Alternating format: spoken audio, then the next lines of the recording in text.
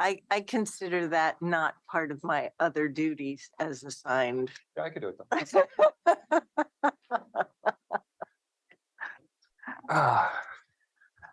All right. Good morning, commissioners. We're live and you have a quorum of 4, Madam Chair, so I'll turn it over to you.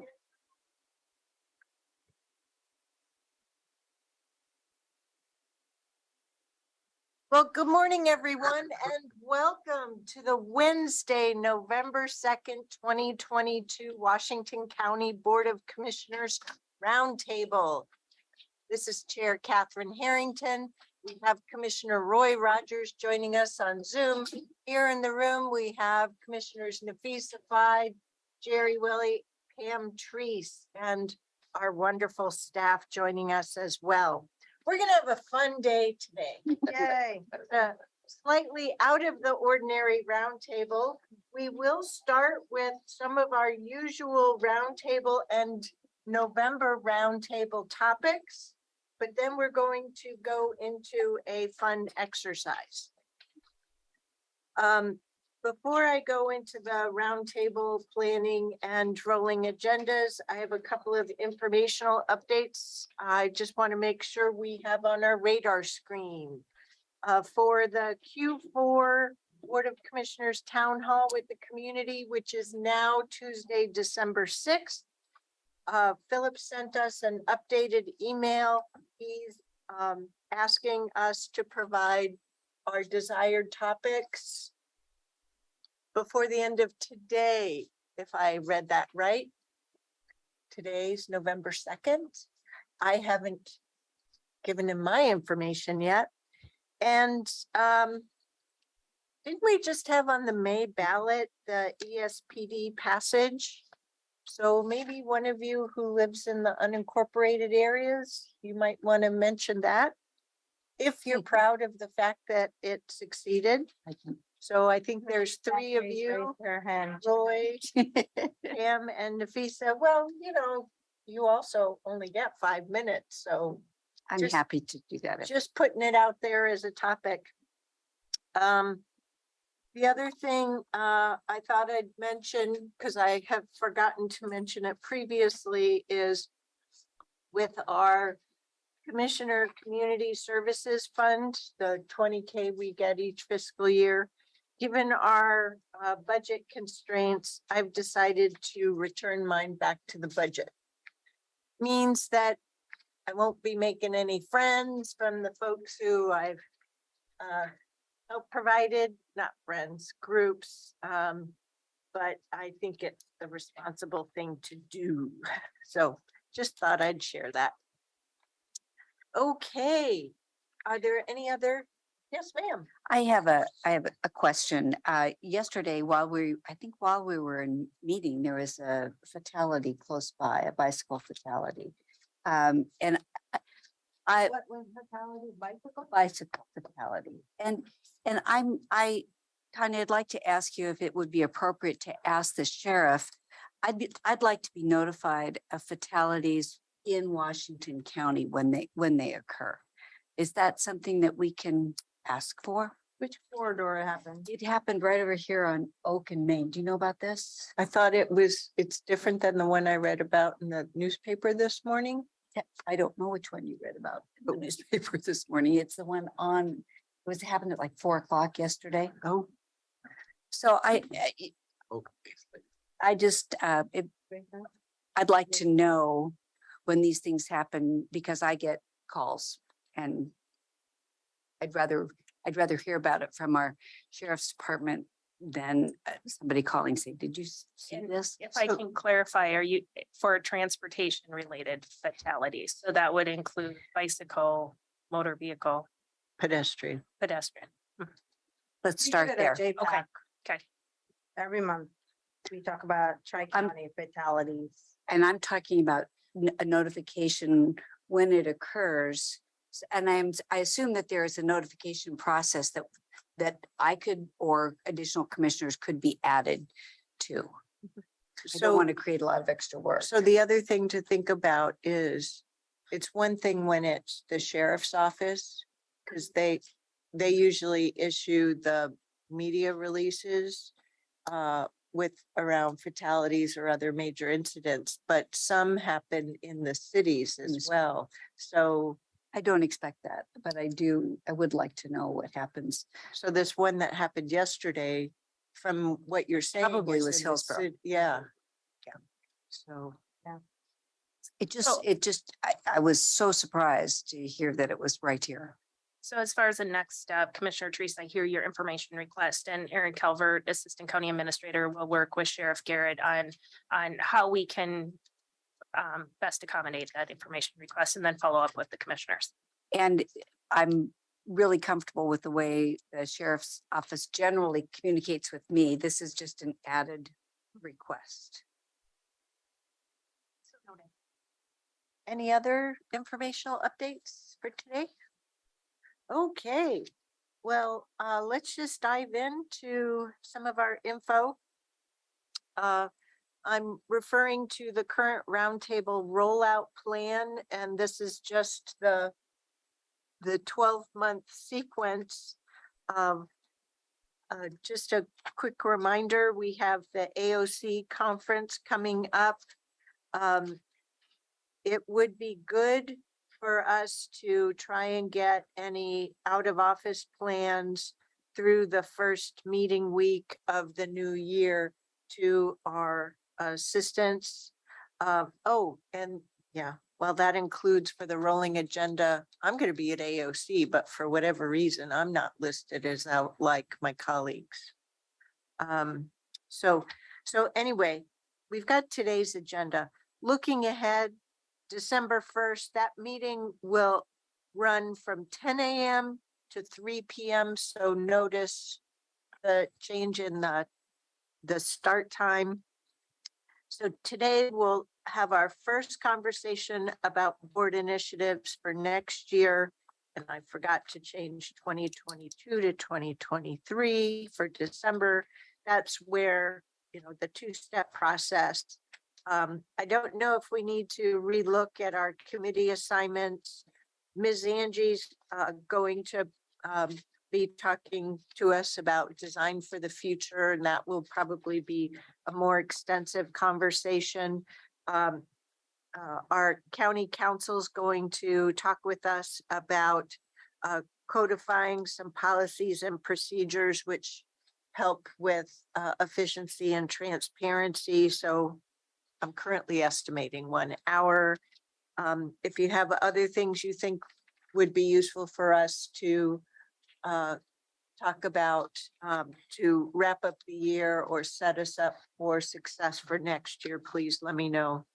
I also went through the future roundtable topics list that we put together in July of 2021. And I think all the things are pretty much addressed. So Which document, Chair Franklin, are you looking at? the roundtable planning document, it's like Current roundtable plan. page 3 of the packet. Thank you.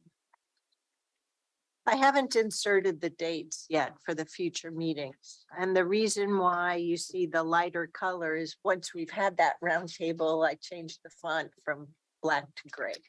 So what you see there for January, February, and March was just the general agenda skeleton from last year. Yeah. So that we have that as a guide. But if you have any ideas for topics that would be good for us to have this more informal talk time or concentrated talk time, please bring them forward. Moving on to the rolling agendas. Thank you, as always, Ms. Angie and your team for pulling together all the great information. We've got these that go out through January, or did you get us? Oh, only January. I'm not quite ready to embrace 2023 yet. I do want to note for November 8th for the agenda, we'll have 2 memos that we need to go over. in the morning. The one we talked about yesterday with the UGB swap. And then the second one is, I think I mentioned a couple weeks ago, a memo from the Tri-County chairs with regard to supportive housing services. So we're working on a final draft amongst the three of us. And due to election changes with the other two, that's why it's going to be just from the chairs. We're a very stable board, so I'll be sharing that with all of you in that meeting.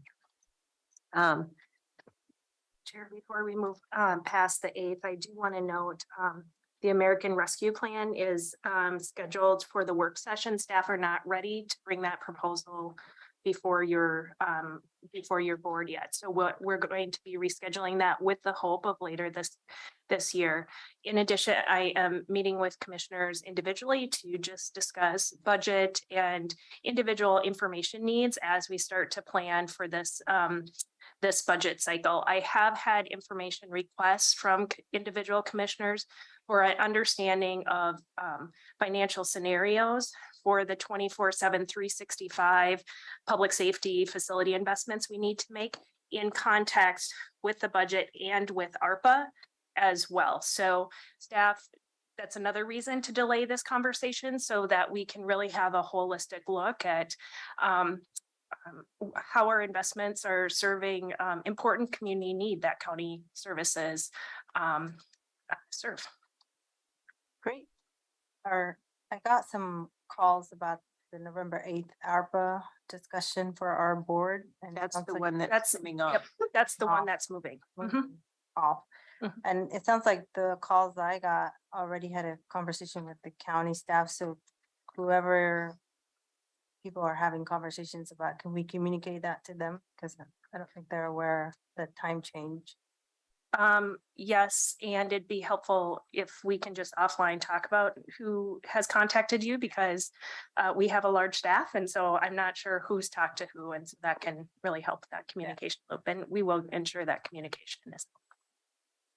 Yeah, I can, sounds like a bunch of community members all together met with the county staff, but Oh, Well, we okay, do have some ARPA community engagement Mhm. going on. Mhm. So, Mhm.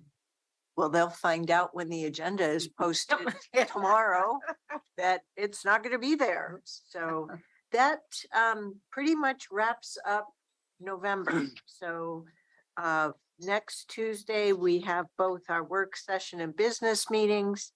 And then we go a whole 2 weeks without having board meetings. So that'll be a little different. And then cringe, it's December already. Sorry, I am just not ready to be greeting the end of the year. Just, get this year over with. Yeah, Harrington. Come on.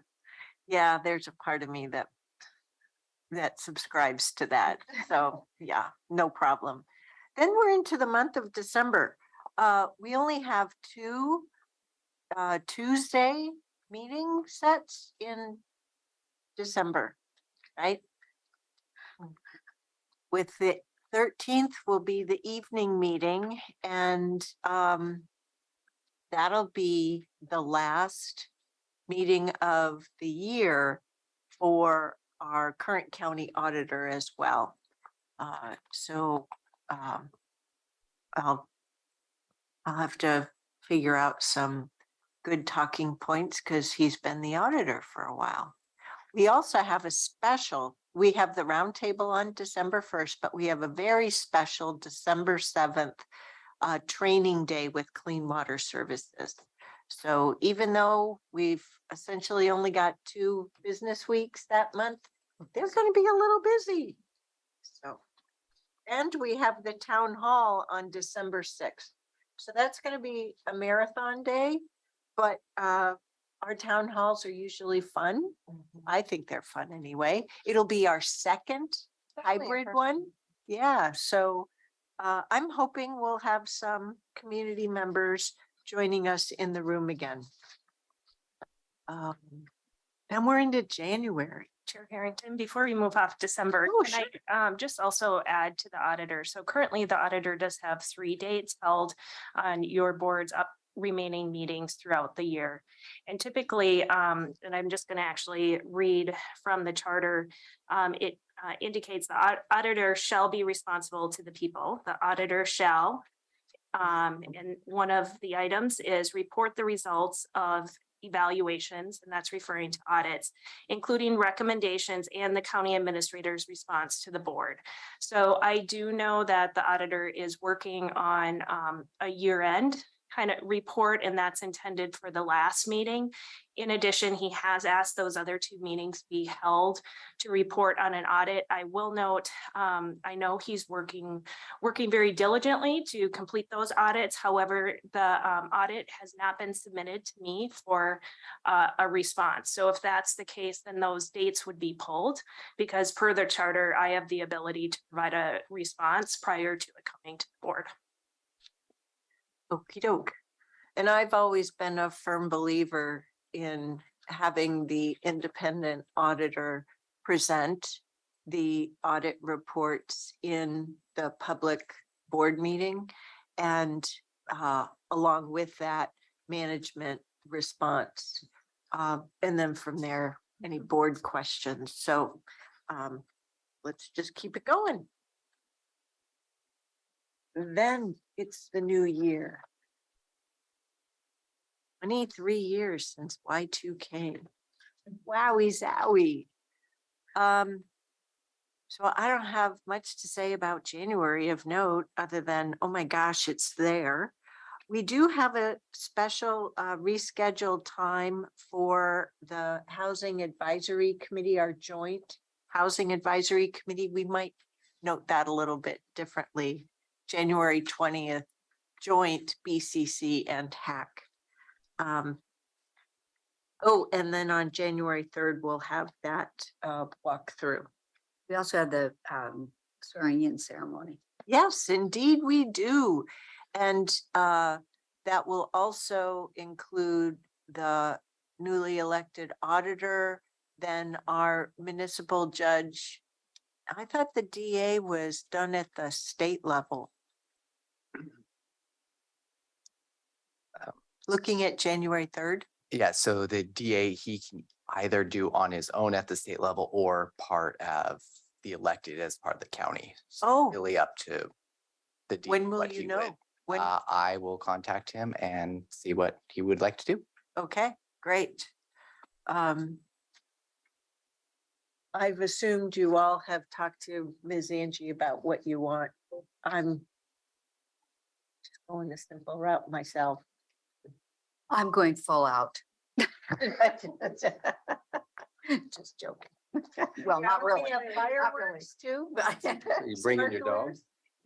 No, but I am bringing family members. That's good. That's good. Who's swearing you in?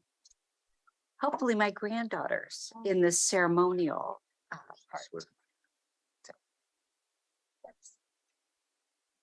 we'll see if they behave. What about you, Commissioner Wiley? I have no idea. My wife shows up, she shows up. Well, it was very important to me in the 2019 swearing in that we have one of our judges who identifies as a person of color, because I thought that would send a signal with regard to at least my personal values of supporting diversity.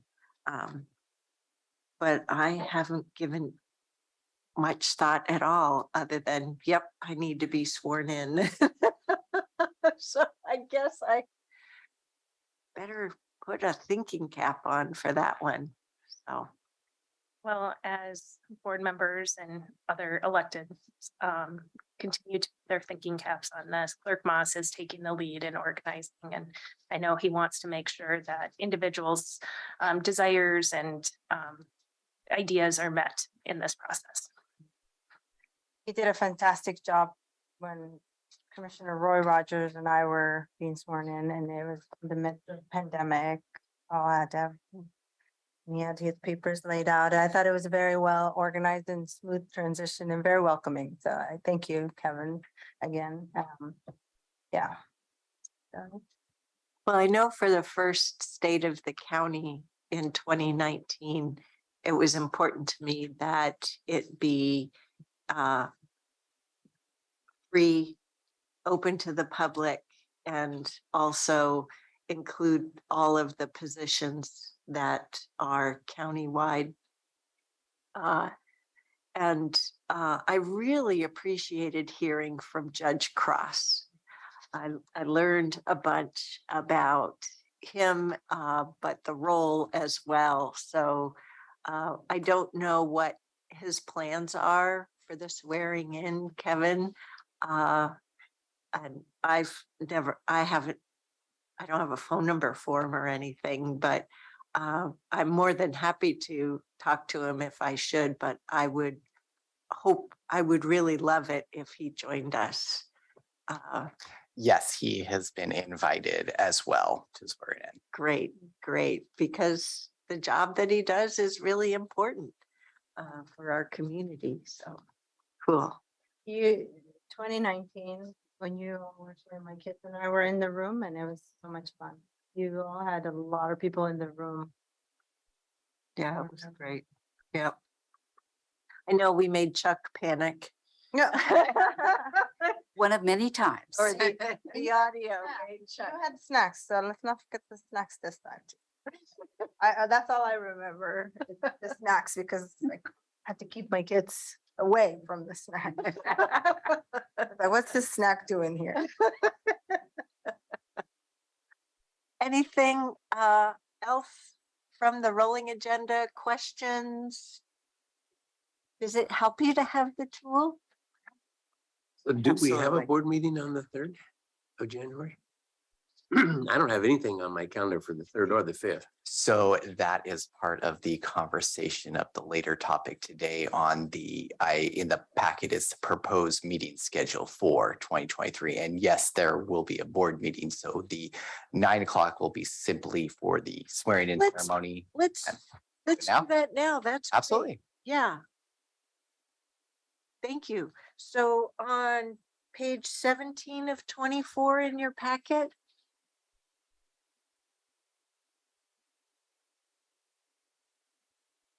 Wait, I think it's after the business year.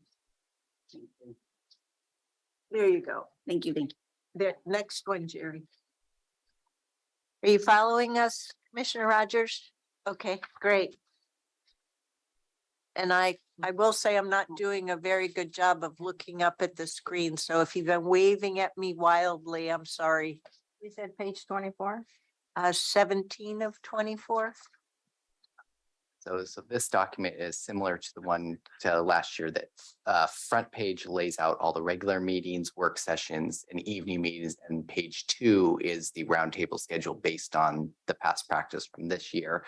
So I'll note for March that you'll have 2 board meetings on the 7th and then the evening meeting will be the 21st because the 28th, that is the week of spring break. Yep. There. Cool. And then, so I've noted the budget adoption will be on June 20th, give the weeks there. The week of July 4th is canceled, Thanksgiving is canceled. So you note next year, November, we'll just have the 2 meetings, November 7th, and then the week after Thanksgiving, because AOC will fall the November 14th week. And then cancel the 2 meetings in December. And we cancel our roundtable in May and June because of the budget process, right? Budget and for Commissioner Rogers, the tax season as well. Okay. Yeah, those 2 reasons. 30 days, September, April, June, and November. Is there an October 31?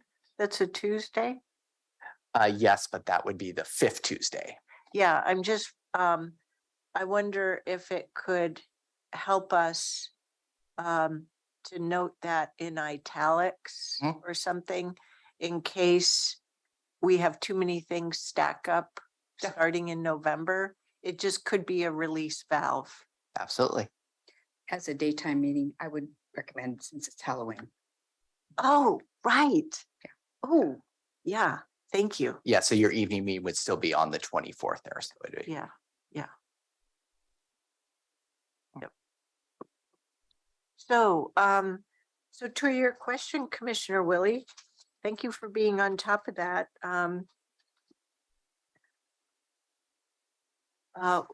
By the charter, aren't we supposed to be sworn in by the first Tuesday of the month? First Monday. First Monday. Yes, so we'll have the commissioners, when you want your official swearing in, I will take care of that for you. And then the third is the ceremonial piece. So you'll be in your capacity in your roles before the January 3rd meeting date. And we can already see that we have some work to do. So I mean, after the New Year's holiday, boom, hit the ground running. Any problems with that? No? Okay. Deep breath and go. Yep. Yep. Yep. Okie dokie. I know I wrote a note to myself. Kevin, thank you on the 2023. I have to figure out my vacation planning for next year. Takes me a while to figure that out. While we're at it, before we get to board initiatives, there's another one. Been a while, I think maybe 2021 since I've brought this forward.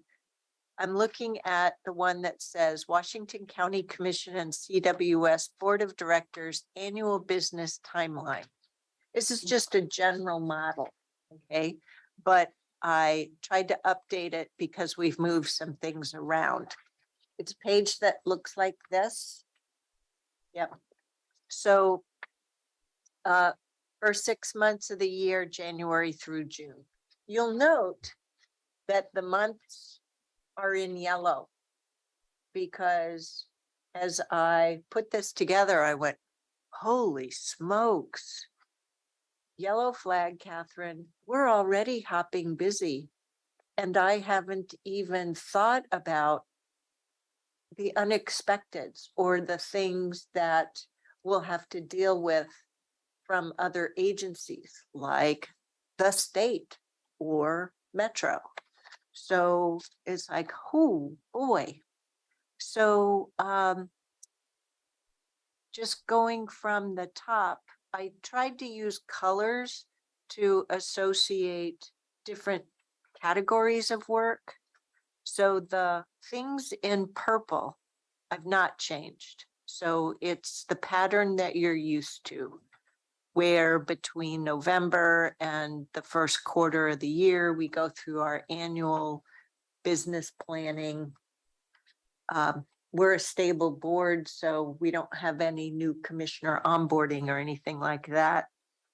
Who becomes the vice chair? It'll follow our normal rotation, so it'll be Commissioner Rogers. And that is the item on the action item for your January 3rd meeting to make that appointment. Okay. Yep. That's defined in our rules of procedure. I just Yeah. didn't remember. And so to help myself, it's in our committee assignments document. Okay. So I don't know if you have anything to pick up on in the purple.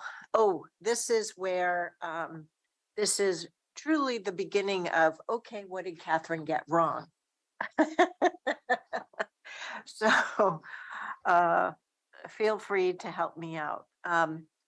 In early, oh, it's not early March, in the blue now. Oh, February, isn't it? yeah, this time it's in February. Yeah, because I've already booked. Or Nico? Yeah, for Nick. Yeah, You're going too, right? Yes. And you're going. yeah. And you're going. I need to check. You caught that, Brenda? Great. My Hey. schedule is a bit complicated to say on the spot. Yeah. Last time I A went, little conversation. Thank you, Brenda. I think we might need to be a little careful because the last time the three of us were at NACO was the start of COVID. Oh, like we had so much to do. Yeah, but Which means Commissioner Rogers, if if you're here and we have an earthquake, tag, you're it. So we also have state of the city addresses that usually go on the first quarter of the year.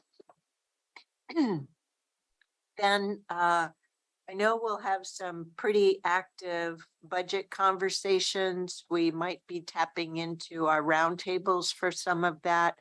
I haven't changed anything here, as you see in the green. It's just the same as last year.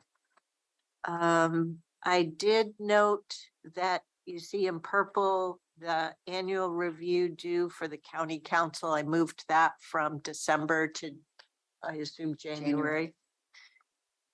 Then I'm just continuing to work down the page. I'm gonna jump to the orange first and then come back to the CWS stuff. November through early January, we adopt the state and federal legislative agendas. And then for 2023, it's an odd year. So it'll be a long session, whereas in even years, it's a short session. So the combination, so now going back up, you see in blue, we usually get the CWS budget a little bit earlier than the Washington County one. We also have overlaid with that the annual review of the CWS CEO. Remember, we changed that last year, so it moves now. So we get it done before the end of June. So that really makes that quarter really busy, 2 budgets and a review. And historically, we have that full day joint CWS budget committee meeting the first Friday of May, which is one reason why we cancel the roundtable in May. Just TBD, in the past, there was a face-to-face CWS lobby trip. It says TBD because don't know if there will be one, but I just didn't want to lose the idea that there could be one. So that's why it's there. So just all of that. Where's June? June's right here. Oh, it just got cut off. That's what Megan was telling me. Mine's here. Oh, if you hit fit when you print it. Thank you, Megan. Sorry for making this public. That's okay. I thought we were taking June off. Here, take my copy. Now you know you're not. You want to pull it up on your screen? I can.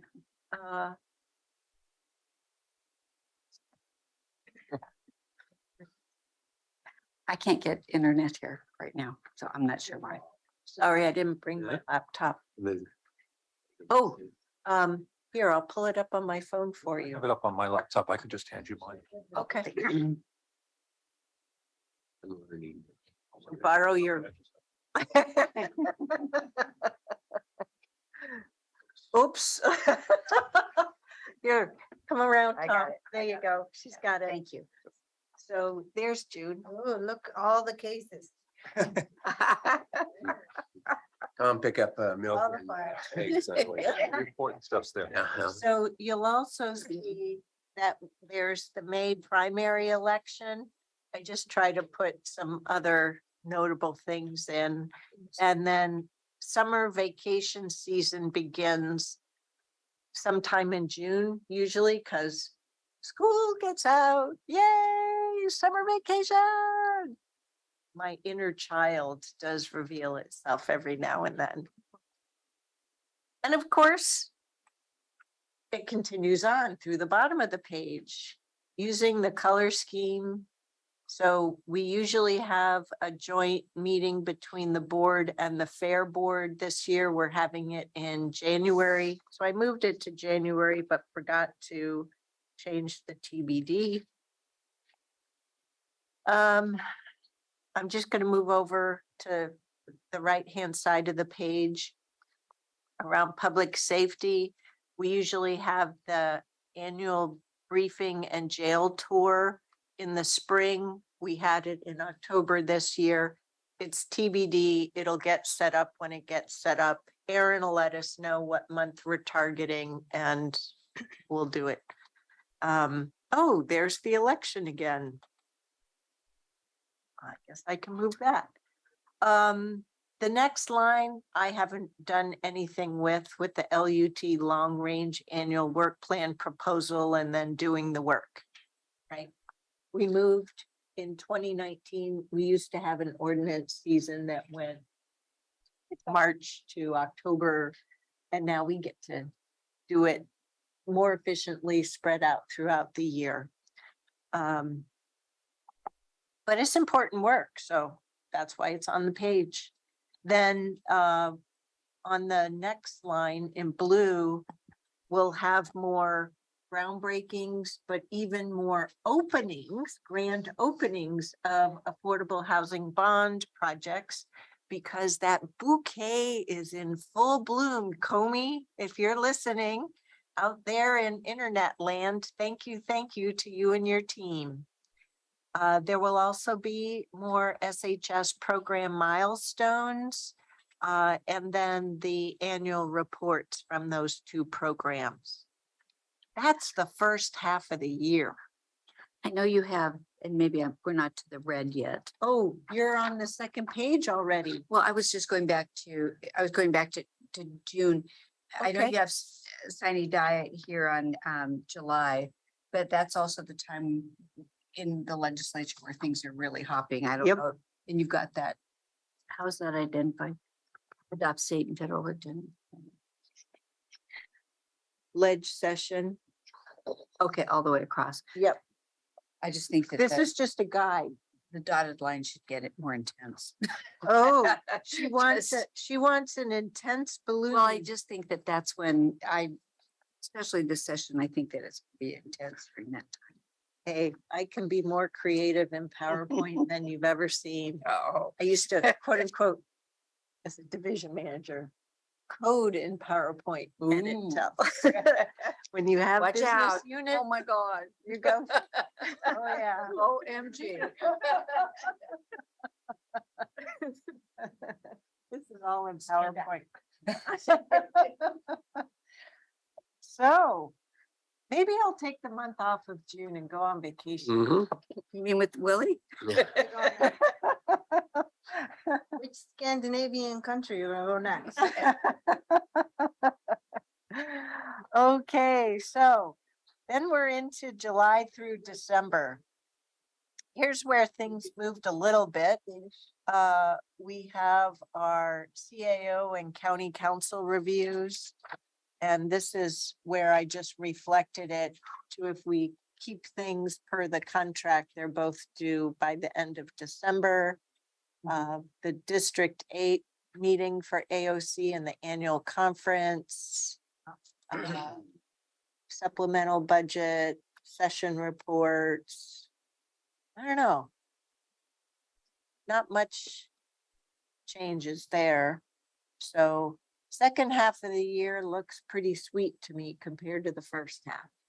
But I'm sure give by it the time. Yeah, give it time. I don't know if I saw it somewhere here and I missed it, Chair Harrington. I have a question.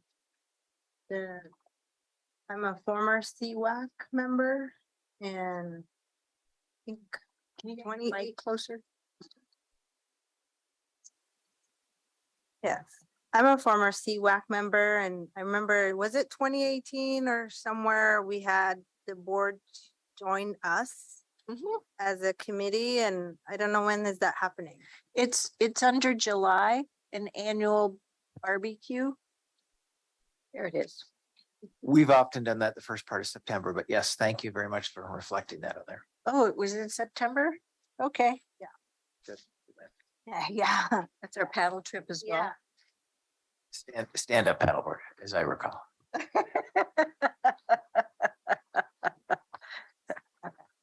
Thinking canoe. Can't fall out of those. Oh, they brought in a bigger boat for me.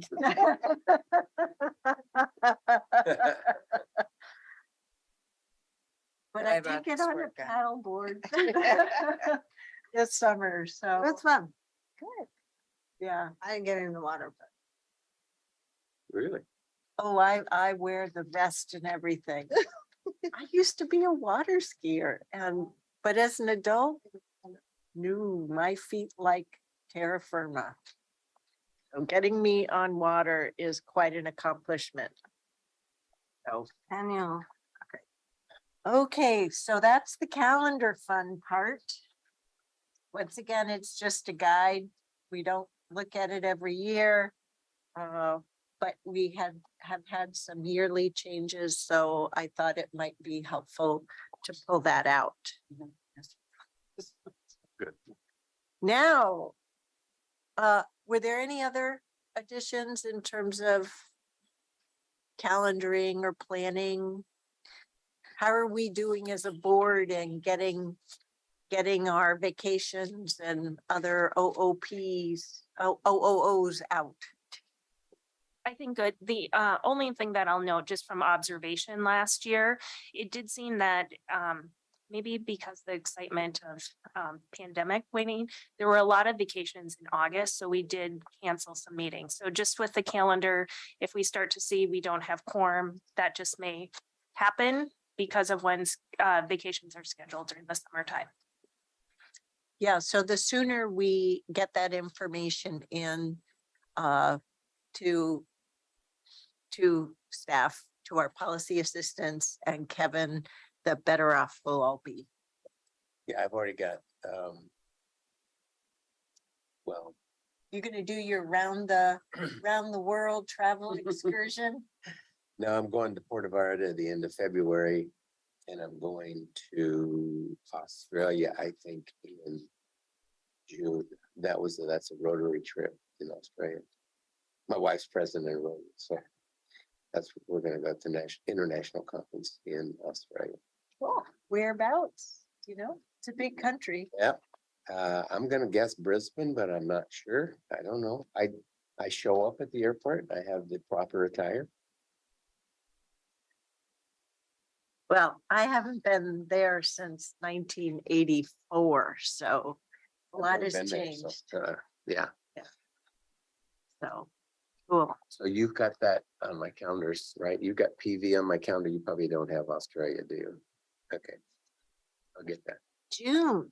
So we could be adopting a budget without you. Or I could be 13 hours ahead of you or something, whatever it is, or behind, whatever. Does that mean you're adopting it before we are? Mhm. Yeah. Oh, I wouldn't wish that. Trying to do work with that much time change on you at all. So don't worry, we'll have quorum and we will have gone through the bulk of the conversations anyways. Yeah, I'm trying to make sure that I do not miss any budget meetings, Mhm. just the adoption. Yeah, that. Cool. Okay, well then let's move on to board and initiatives. You with us there informationally, Commissioner Rogers? Great, thank you. So items on the posted agenda, my hard copy doesn't have a number 3, so this is really 2 and 4 combined because it's all in one document. So what I did was I took the board initiatives from our previous meeting and I'd used different colors for updates. And I got rid of those colors because it was getting pretty wild. And all those things were just stable. And so I picked a different color, green, because there weren't other colors that my eyes could see on the page and on the monitor. So in the 2022 column, we're doing pretty darn well. So the first table is board ownership. Those are ones where there's significant investment by the commission will be required for success. Now, remember, the idea of board initiatives is realizing that we have two precious resources. Our limited time and our limited political capital. So just trying to be cognizant of managing those two resources. So really the only changes are those in green. The county council annual review we're responsible for. So Tom's agreed to help us so we get that done by January. I do this So with, this is the review of county council, yeah, right? Okay, yes, and we have a schedule for that, but I believe it goes to mid-February. I just want to make sure that we're reflecting this correctly. And I don't have my internet, so I can't check for the EVA timeframe, but I don't know that we can leave it at by the end of January. January 24th, we have the on the rolling agenda. Okay, It may have moved and We- it's okay if it does. yes, I just want to, Yeah. but we're underway and we've got. Yeah. And if there may be a 2-week timeframe. I There, promise- there's a very helpful question. Yeah, mark I see, there. I What? do see. Promise not to sue if it's late. I Thank thought you you. were gonna write your own. I could- No. I'm very involved in it. So, Tell us what you think of yourself, Tom. How would Don't you wanna know. rate yourself? So you'll see that, or I decided for the sake of convenience to think 2 years out. So 23 to 24 is the next column. And what we heard yesterday, and if I'm thinking I might just add a third column. From Metro, there are some things that go out to 24 and 25, right? They adopt the urban growth report, so that'll have a whole bunch of political conversations about capacity. We as a board that we are today haven't been through urban growth report. And urban growth reports always involve a bunch of political conversations. So that's why I wanted to note the UGR, and then Metro is required within 1 year of adopting a UGR to make necessary UGB expansions. what's the timeframe on the UGR? Is it how many, They have to adopt it by the end of 24, but what is the time? 6 years. 6 year. Okay, I couldn't remember. It what that- changed, Was it 4 Yeah, before? Before. That's what I thought. which came through in the UGB expansions over time map. Yeah, because I was looking at that and I was like, Wait a minute. no, yeah. So, and there will also be some state things. For example, wasn't psilocybin. There was something, oh no. It was the psilocybin deadline that took me by surprise. I didn't have it on the radar. And so we just need to look out through these tables, what things may be required of us, AKA mandated, that may cause us to be mindful of some work that our staff has to do on our behalf. I don't know what they are yet, but I endeavored to do a better job than I have thus far. So, really, everything's the same. I'm still on the first table, board ownership. I added under major county planning, champion and support budget / finance, sustainability and transformation. And for us, this is where we're going to hear more from Ms. Angie and CFO Munn in December. And it's really going to involve a bunch of timelines and decision points we're going to need to look at. we'll be adopting a finance plan for the 24/7, 365 critical facilities. And we'll have to figure out how we go through some major system improvements as a county government. You will note that in the facilities line, I no longer carry that laundry list as I have done in prior years. It's been gifted over to Ms. Angie, Ms. Fuller, and Laurel Brown. Yeah. Laurel Brown. I did retain courthouse planning and fund request through state legislature. So then as I turn the page, we do have a work session coming on climate, and I added climate adaptation work to the column to the right, because I think there may be some things there. I'm also curious as to post the November 8th election, who knows who's going to be our next governor and what may transpire there. So this table is actually what reminded me of, oh yeah, the ESPD levy passed in May. So yeah, it is nice to have none.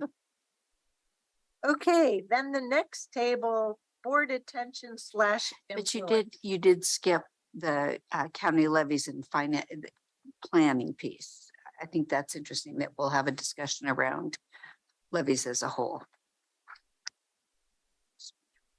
Yeah. You remind me.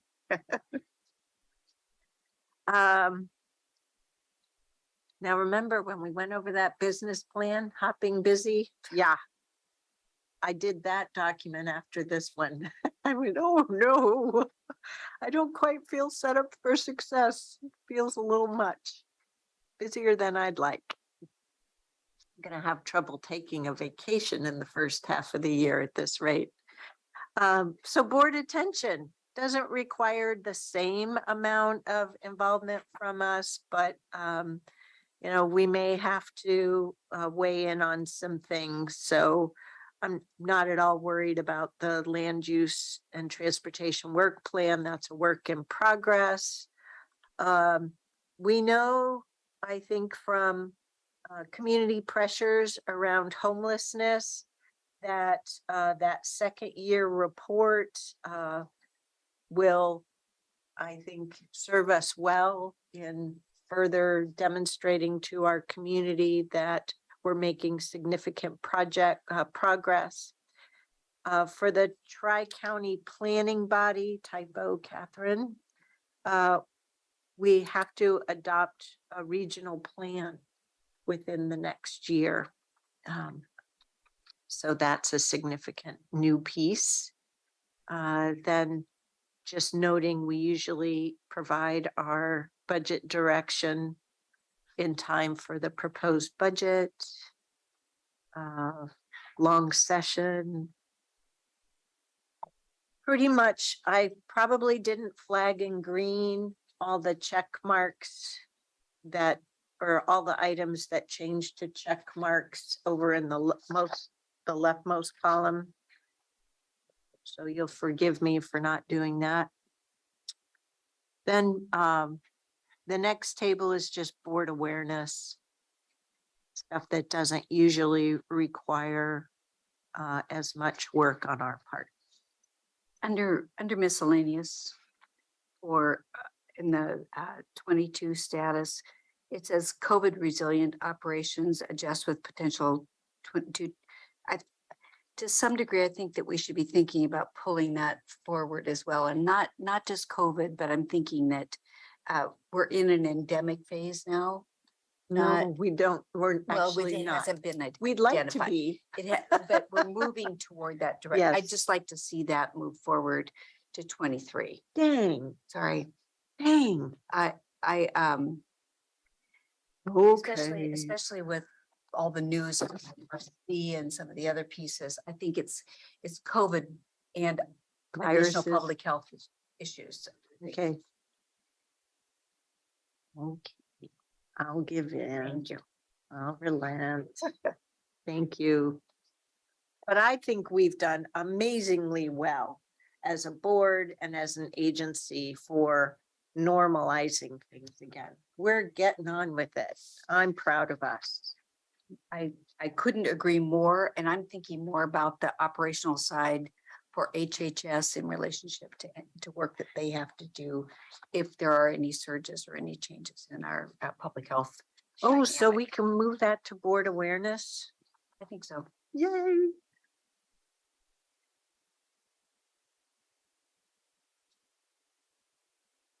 Okay, so looking at the last table. Board awareness. We actually just had the work session yesterday on our workforce. I was reminded why we don't have the same level of information. I am proposing that in the additional / miscellaneous, that carrying forward with the BCC quarterly town halls. But I think we're going to want to figure out after today's exercise, some follow-up on earthquake preparedness. But that's why it's in italics. It's a wait and see. I don't understand the tie between the town halls and earthquake preparedness. They're not, they're separate bullet Yeah, items. I just didn't know if you were saying, okay, so I you, moved on I quickly. got it, okay. And I'd just like to, I believe that we really need to examine our town hall and at a larger communication level too. So I recognize that this is board awareness. But I think that, and I know that there's communication plans with our community and those types of things going on. And maybe it's continued BCC quarterly town halls and or communication initiatives. Is that fair? What would you like to own? And how would you like to operationalize that idea?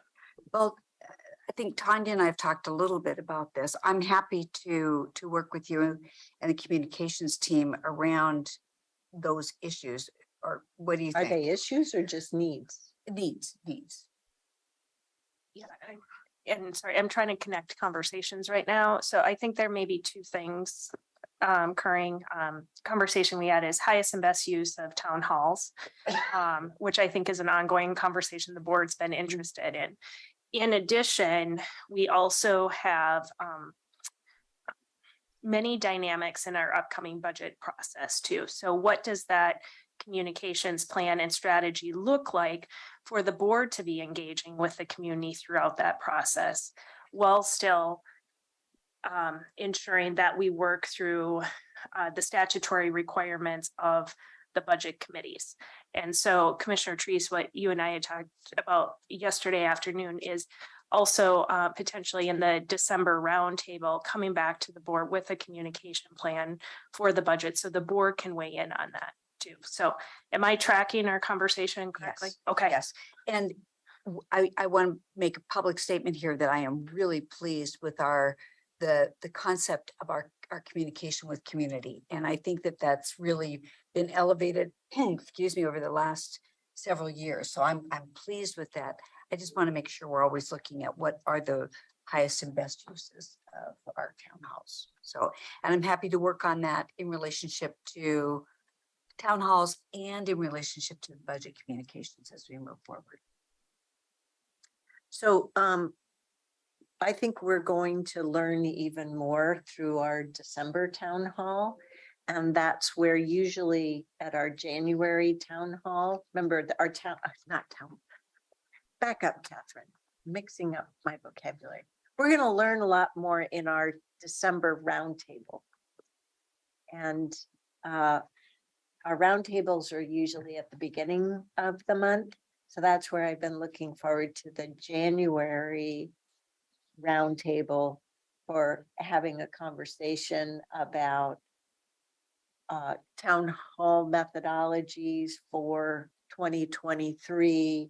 We will have had a chance to reflect on what we've learned through the month of December about budget setup, pondering all of that. So by then, we need to firm some things up because stuff has to be calendared and things like that. So That makes me more comfortable. yeah, I think this is where communications is a bit more of your forte than mine. I tend to be the more concrete planner. Okay, how do we do that? You know, you're more expert in the development of the communication strategy. I know I want one and there are ingredients that I rely upon. So I think it would be, so my thinking is that in January, we'll have a good conversation. And I'm happy to work in any capacity around those issues. Okay, so I'll write down in the January roundtable strategic communication strategy, including town halls and community engagement for budget. Does that make sense? Yes, it does. Thank you. You too, Ms. Angie? Yes. Okay. Thank you. Great. Okay. So I'll be quite blunt, not trying to be anal about this stuff, but rather just measuring loosely how we're set up for success or not. And sometimes an organization, and we're the board, we're the sixth entity, right? We're 5 independently elected commissioners, but we're the sixth entity called the Board of Commissioners and Board of Directors. We only have so much capacity. And while we might want to change the world in all kinds of different ways, the reality is there's only 24 hours in a day, 52 weeks in a year. So this racehorse has to be pulled back sometimes. So, so that's why I go through these annual exercises. And yes, I do it in my personal life too. My husband and I have conversations a couple times a year, and I develop my work hard, play hard list. So. Well, this donkey may need to be pushed a little bit in some regards. I don't think any of us have the energy you have, Commissioner Treese, and boy, did I learn that on the trip to Copenhagen, I will tell you. Energizer bunny over here, so. Well, I could have used another analogy. What was it in the movie Shrek? Donkey. Yeah. So what do you think? What did I miss? What are your thoughts? Like, oh, don't put us through this again, ever. No, I think it's good to go over this, especially a snapshot into 23. It's depressing to see how fast we go through 23, you know, so, but. Can you believe it? It's been 4 years. Remember when the 3 of us started in 19? It was like, oh, what a fire hose. That what Sorry, was, Ivan. at least it's a controlled fire hose now. We actually know where we're pointing at, but, no, this is good information. I appreciate the work that you put in on this, because it does take a lot of time to schedule this out and to kind of keep all the marbles on the table, so good to do this. You know, I'd like to just say along with that, Commissioner Willie, when I think about the role of the chair, I think one of the interesting pieces is the chair controls the agenda, correct? Isn't that puts forward the agenda, let's put it that way. And I try to make sure that we're all clear on the agenda, but actually the Clackamas County Chair controls the agenda per their charter, and the Multnomah County Chair not only does that, but also owns the whole budget and manages the agency. By the charter, my only responsibility is to run our meetings. Well, But let's take that and run meetings and expand that out a bit. And I I guess my point here is that I do appreciate the work that you do in relationship to laying out these types of work plans. And I appreciate the fact that you do it in concert with the CAO so that there's a resource look at all of these different pieces. It gives all of us, I think, a chance to say, I'll take that responsibility. I'll be lead over here. I'll do this. So it's very helpful to me.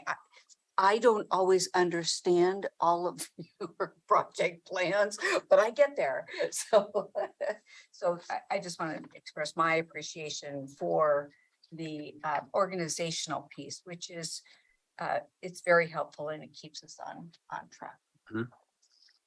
Well, I hope it's clear. There's never a test. These are just guides to help us be successful as the group that we are. And I have been part of bodies. My first term as a Metro counselor, the first summer together, we weren't a good enough disciplined bunch. And all of a sudden we had meetings needing to be canceled right and left because we didn't report in on our vacation plans. And boy, did Metro Council President Bragdon get a little frustrated with us. So we had to put some of these tools in place to do a better job. And I think you all know that you do have the ability to pursue projects, to work with the CAO on your informational needs, to pursue putting things on our agendas, whether it's work session, roundtable, as well as our business agenda. Because I've always endeavored to support that. I guess I'm chuckling a little bit because I don't think any of us are shy about that. So Good. yeah, that's the way that's our role. Yeah, exactly. So, yeah, that's great. Okay, so we're actually moving along fast. We may get through the whole meeting this morning. At this juncture, we've taken care of everything leading up to the earthquake response board discussion and training. So I'd propose that we take a 15-minute break here. Oh, Commissioner Rogers, pardon me. I meant at a couple of different stages prior to now to make sure to check in with you to see what thoughts you had. I think everybody has made those comments. That's well stated. I have that meeting with the Work Systems Board from 11:30 to 12:30. So I'm only keeping that in everybody's mind. So as I bug out of this meeting and then come back to it, just so that you know what I'm doing. No worries, but you will have the opportunity to go through the earthquake shake exercise with us. And so imagine all those picture frames on your wall, just shake like crazy. So anyway, we'll get to that. You're gonna get underneath the. We're actually doing a simulation. Yes, we are. So It's a real simulation? I assumed it was. Yeah, I'm gonna shake the. just you wait. So we'll take a 15-minute break here and come back at 10:25. Okay? You know, I could try. Yes. All righty. Thank you. Actually, I think part of this we get through this.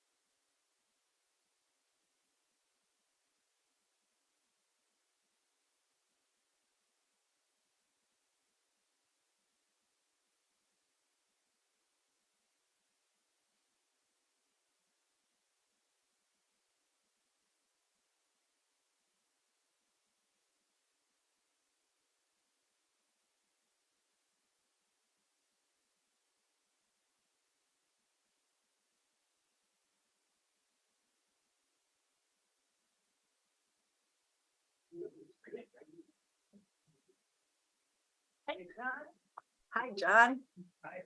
John's gonna laugh inside the whole time. No, he's not. He's gonna go, oh my God, I didn't think it was this bad. Oh my God. Pretend that it was. I would actually say that I think our emergency manager probably is. Try to sit together or anything? Discussions. Catherine, this is from yesterday. Here's the exercise. On the Zoom. The cutting, ribbon cutting for home plate. Oh, very good. There's Kate, Jerry. Here's and- the worksheet. In case you want it. Thank you. Here's some printed copies of the worksheet exercise in case you all decide to do this yourself. First, catch up on me now. I keep kind of moving over towards you. I'm sorry. Okay. Here. This is what we're working with, right? Yep. Okay. Are we set up? All right, I think we are ready. Okay, so. Is Commissioner Rogers still out there on Zoom? He is, and we'll have him up on the screen momentarily.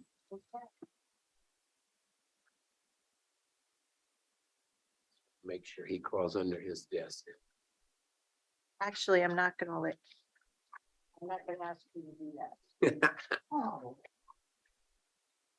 Nafisa really wants to. I didn't say that. I'm getting more and more worried. Getting- Do we have a medic? We have a pointer. Let's make sure that's locked up. Catherine has a stick. I know CPR. Are you Mr. hurt? Carr, take note. I'm not. Take note. All right. Whenever anybody says that, it's. We're up and running. We just can't see it.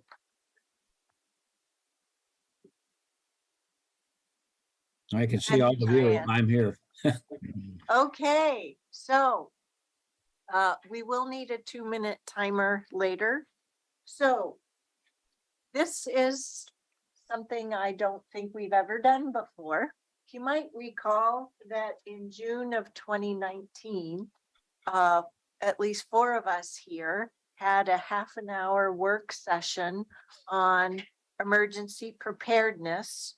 And as a result of that, we were given a manual dated March of 2019, Elected Officials Emergency Operations Guide. So when the global pandemic hit, I pulled out my handy dandy Elected Officials Emergency Operations Guide, looking for some guidance. I took the slides from that June 18th, 2019. I put it in a notebook along with the manual that we had.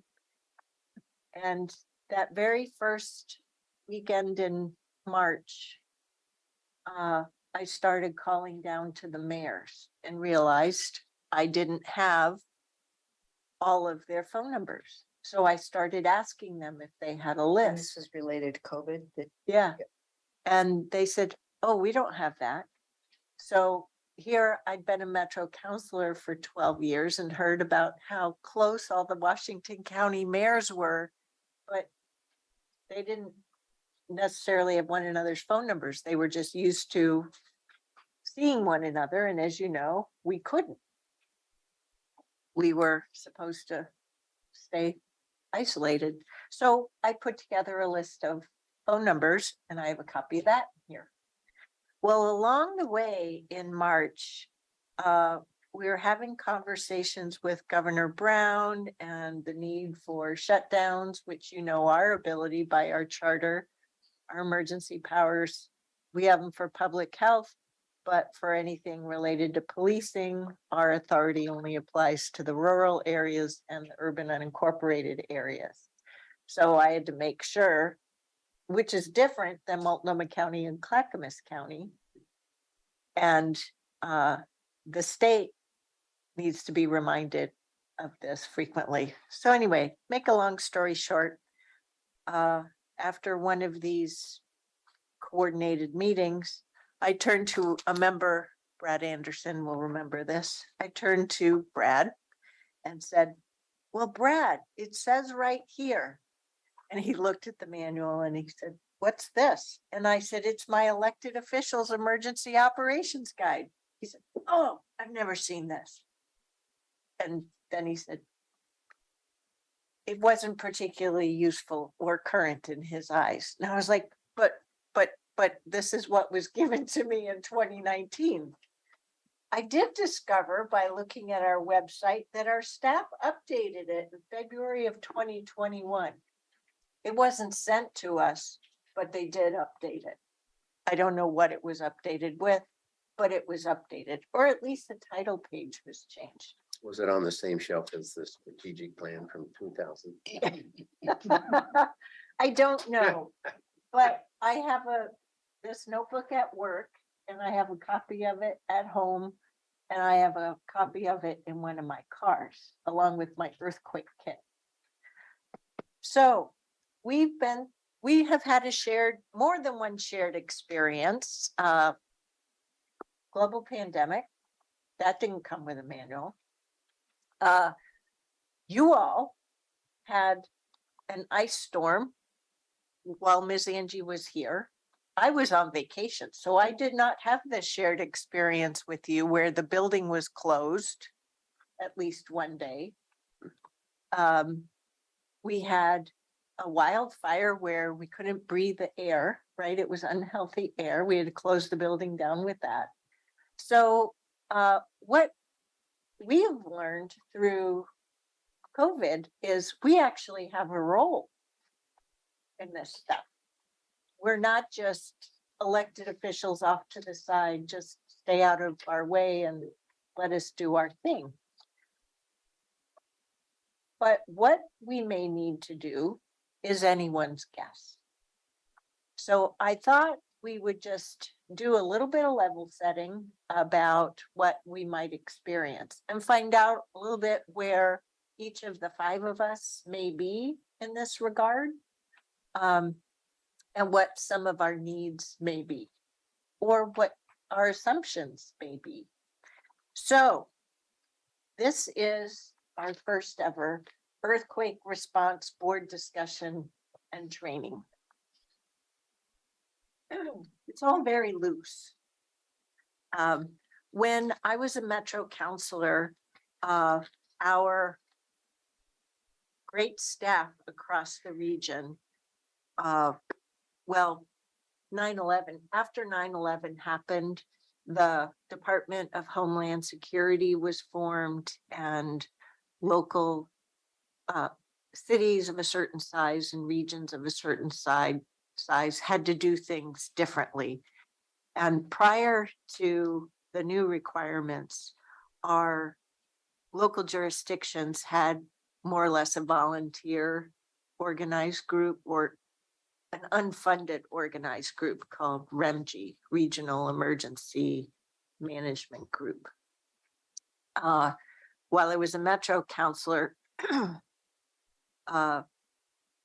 Metro and the 3 counties formed what's called RDPO, the Regional Disaster Preparedness Organization. And I was one of the founding elected officials, and we did a lot of work on bylaws and other things that felt very mundane to me, but we have these professional emergency managers and they do this stuff and I'm grateful to them. Well, there was the Great East Japan earthquake and tsunami. I was flying back from DC from a JPAC trip. And I just, on that trip, instead of flying with my colleagues home from DC to Portland, I went up to New England for the weekend to see my family and then come home. Well, there was bad thunderstorm weather and I had a connection at LaGuardia and they terminated the trip. And I got extremely motion sick on that trip. And I got off the plane and it was 2 a.m. TV monitors had the tsunami. It was very impactful to me. Now, mind you, I was already part of this RDPO stuff, so it wasn't like this was foreign to me, but whole different scale. That earthquake and tsunami caused our national federal group and our state to take a relook. And so the governor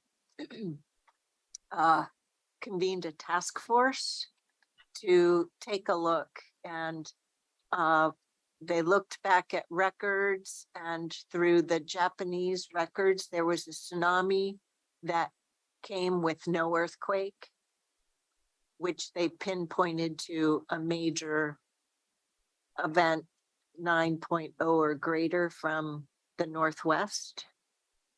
Because what happened was the rice farmers lost their crop. And so the tsunami caused them to lose their crop because they went to the landowners, the noblemen, for their insurance payments. That data, along with the stories from the Native Americans, narrowed it down to a particular Sunday in January, about 300 years ago, in the year 1700, I think it was. And they restudied things, and there's this prediction of a Cascadia level earthquake, 9.0 or greater. And some of the maps that are in your packet are from that work and carried forward. Some of you have lived here longer than me, right? Commissioner Rogers, Commissioner Treese, Native Oregonians, you were raised here. So you may have more experience with the smaller earthquakes that have been here than me. The last small earthquake I remember was in the very early 90s, like 1991. I hope we don't have a Cascadia level earthquake on our watch, but it could happen. I hope that if there's going to be a bigger earthquake, that we have a little one first to sort of shake us all up. But if there's one thing I've learned through COVID and the wildfire and the bad smoke, it's better to have a conversation ahead of time than to have to deal with it in the heat of the moment. So that is a long overview of why I thought it might just be useful for us to have a fun exercise where we talk about, what do we want to know? What do we want to try and figure out? Because it could happen on our watch, or it could happen with the people who follow us. And so what do we want to ensure that they have the opportunity to know? So this isn't a presentation from our great emergency staff to say, okay, do X, Y, Z. Rather, this is us saying, okay, we've learned a lot over the last few years about what our community members expect of us, and what do we need? What do we think we might need, or what questions do we have, so that we can get our heads around this? So Thank you for that perspective. You said I've lived here my whole life, and I do reflect on the one disaster that was the eruption of Mount St. Helens. And when you think back about that, there were a series of forewarnings, so to speak. But at the same time, and I was much younger, obviously then, but it was 1980. 81. But we 80. Yeah, I was in Europe. I remember exactly what it was. But anyway, the point is that I don't think we had a clear understanding of what the impact could be.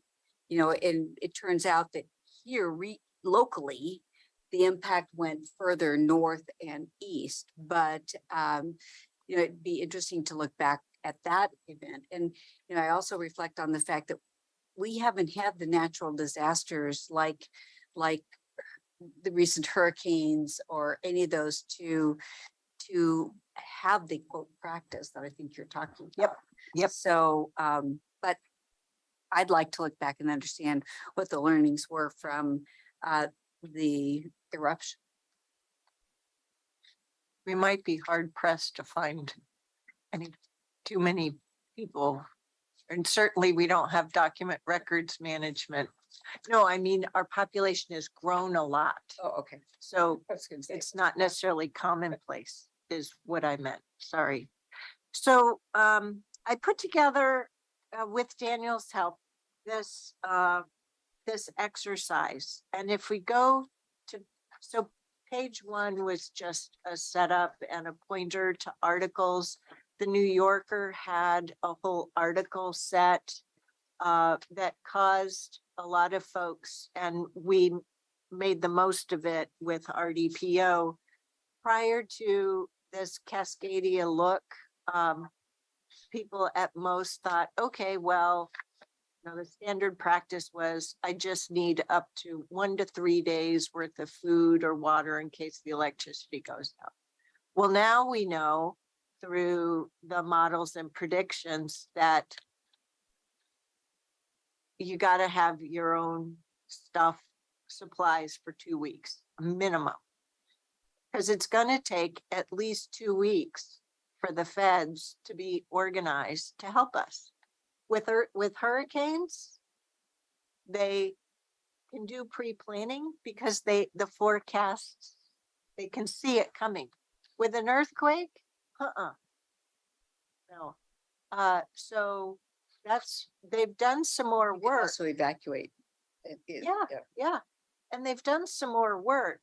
I mean, they no longer can expect that FEMA Seattle, our regional FEMA, is going to be able to organize things, right? Because they're going to be as chaotic as we will.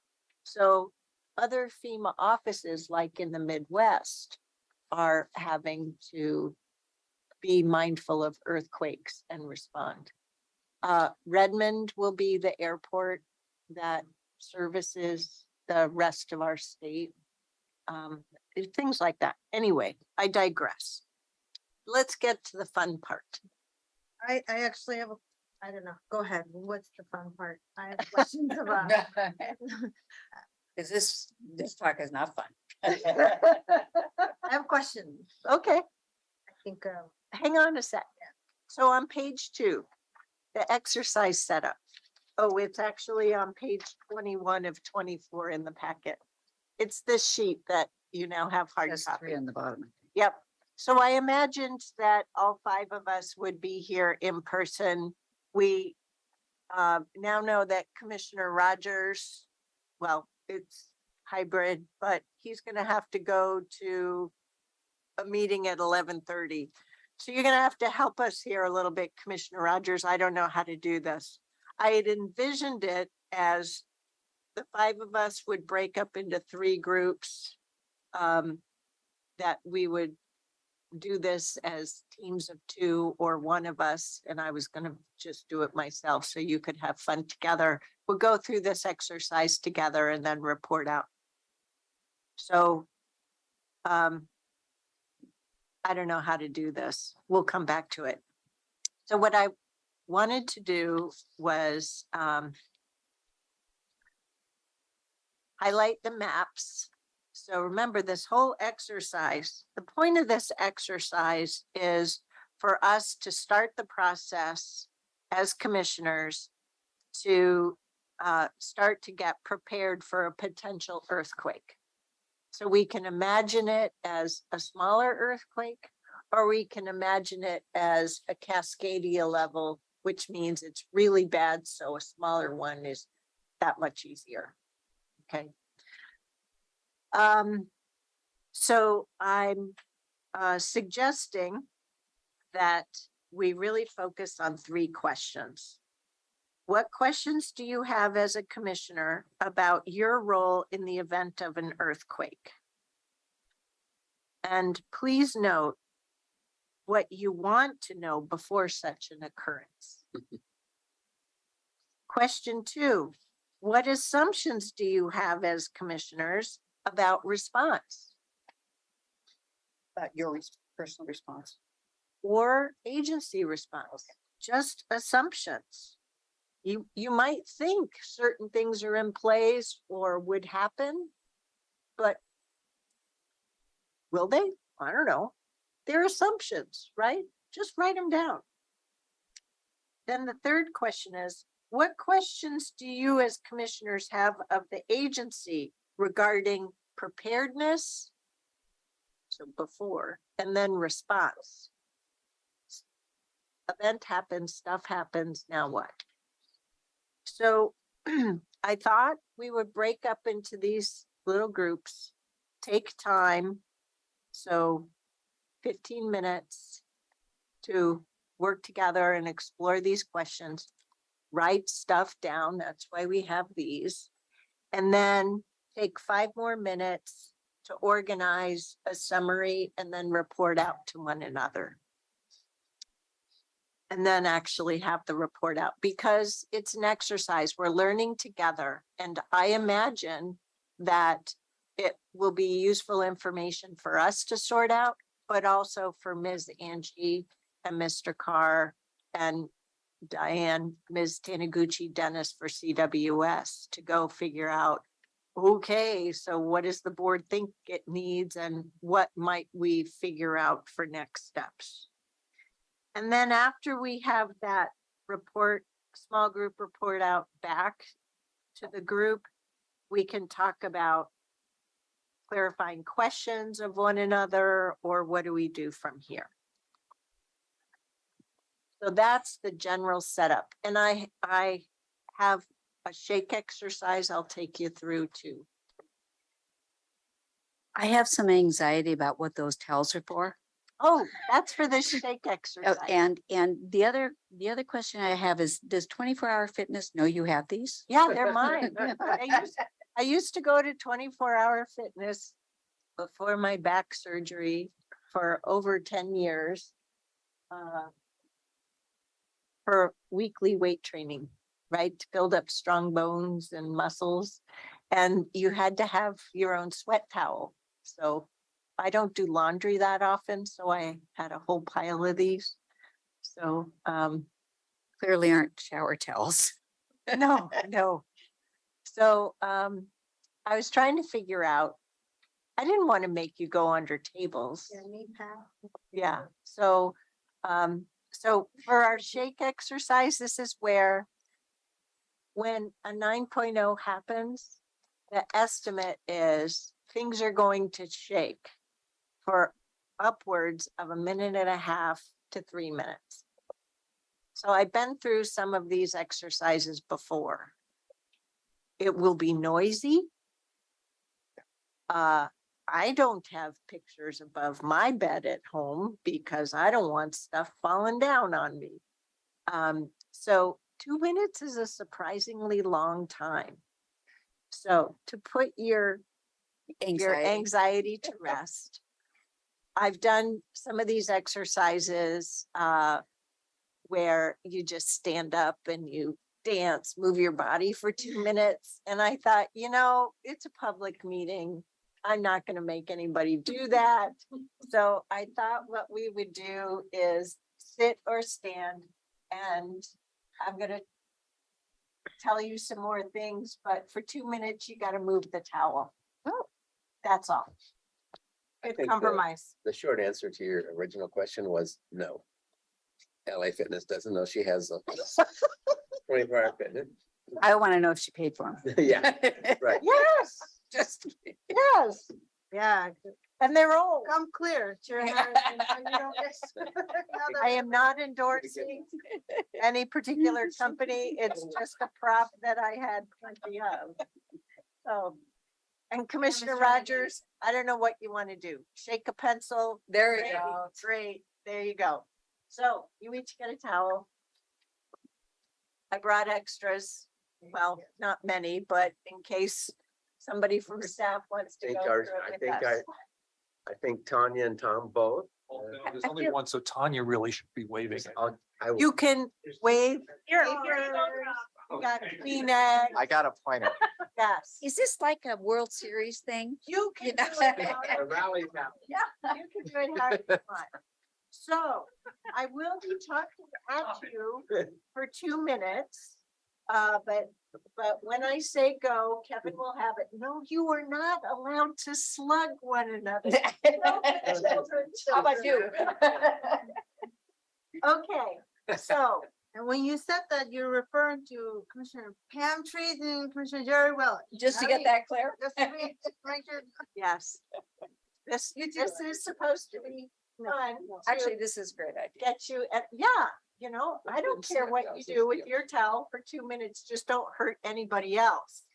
So you may recall, or at least I recall, that in 2019, we had the Great American Shakeout while we were in a work session. Which of us told all the others to get under the table? I remember. Oh, yeah. Gee, what's going on? I'm like, it's an earthquake. People get under the table. The stuff's falling from the ceilings. They're like, no, it isn't. I'm like, it's a simulation. Use your imagination. Right?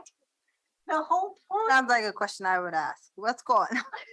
the whole point is do it frequently enough so it's second nature.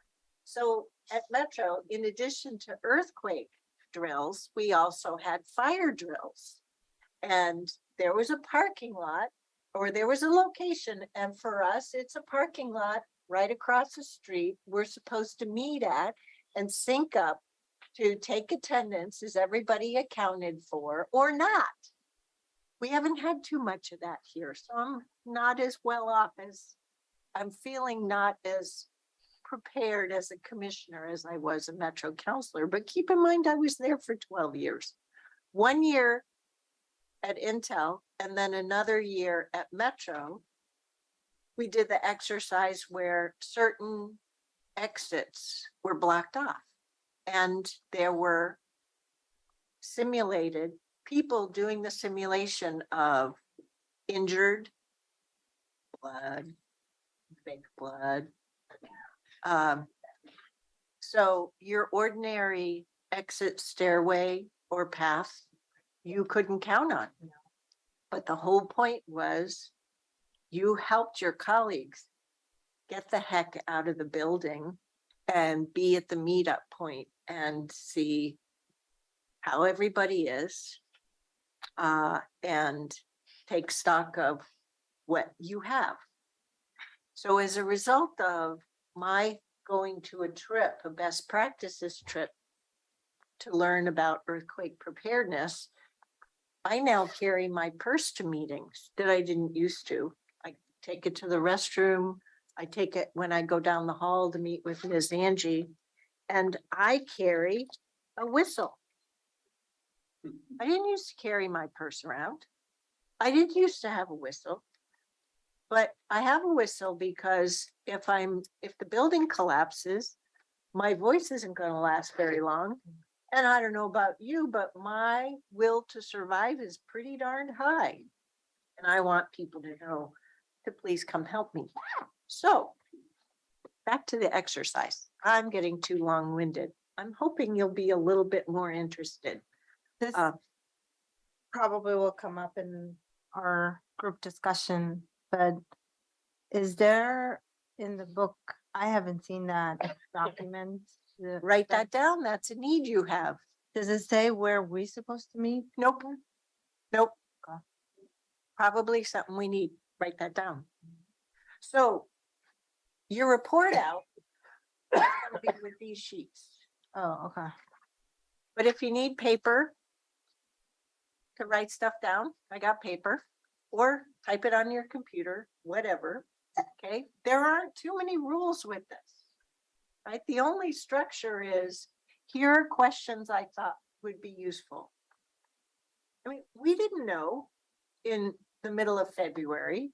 We didn't know on February 27th that on the 28th, there was going to be an incident of COVID. Now, our staff started, right, China started talking in December about this virus. So our public health team was on it. Diane through Clean Water Services was on it. Yeah, so they were communicating with us to let us know, ooh, something's happening. We got to be prepared. But we didn't know as a country until the beginning of March that there weren't enough ventilators, right? So the whole idea is for us to just try to get our stuff together. I don't know. I remember in 2020, the four of us that were here then, it was pretty overwhelming what our community wanted from us. People were longing for information. So with an earthquake, for example, people are going to want to know where can they go to get food? Where can they go to get water? Because on the television news with hurricanes, we see distribution centers, right? So people's expectations are going to be across the board. What are our expectations? What are our assumptions? So thank you, Kevin. We are going to go through the shake-up exercise because surprisingly, 2 minutes is a long time. What I had hoped we would do before we do that is, how are we going to do this breaking up into groups? It's a lot harder now. Roy, do you just want to do it yourself for the time that you have?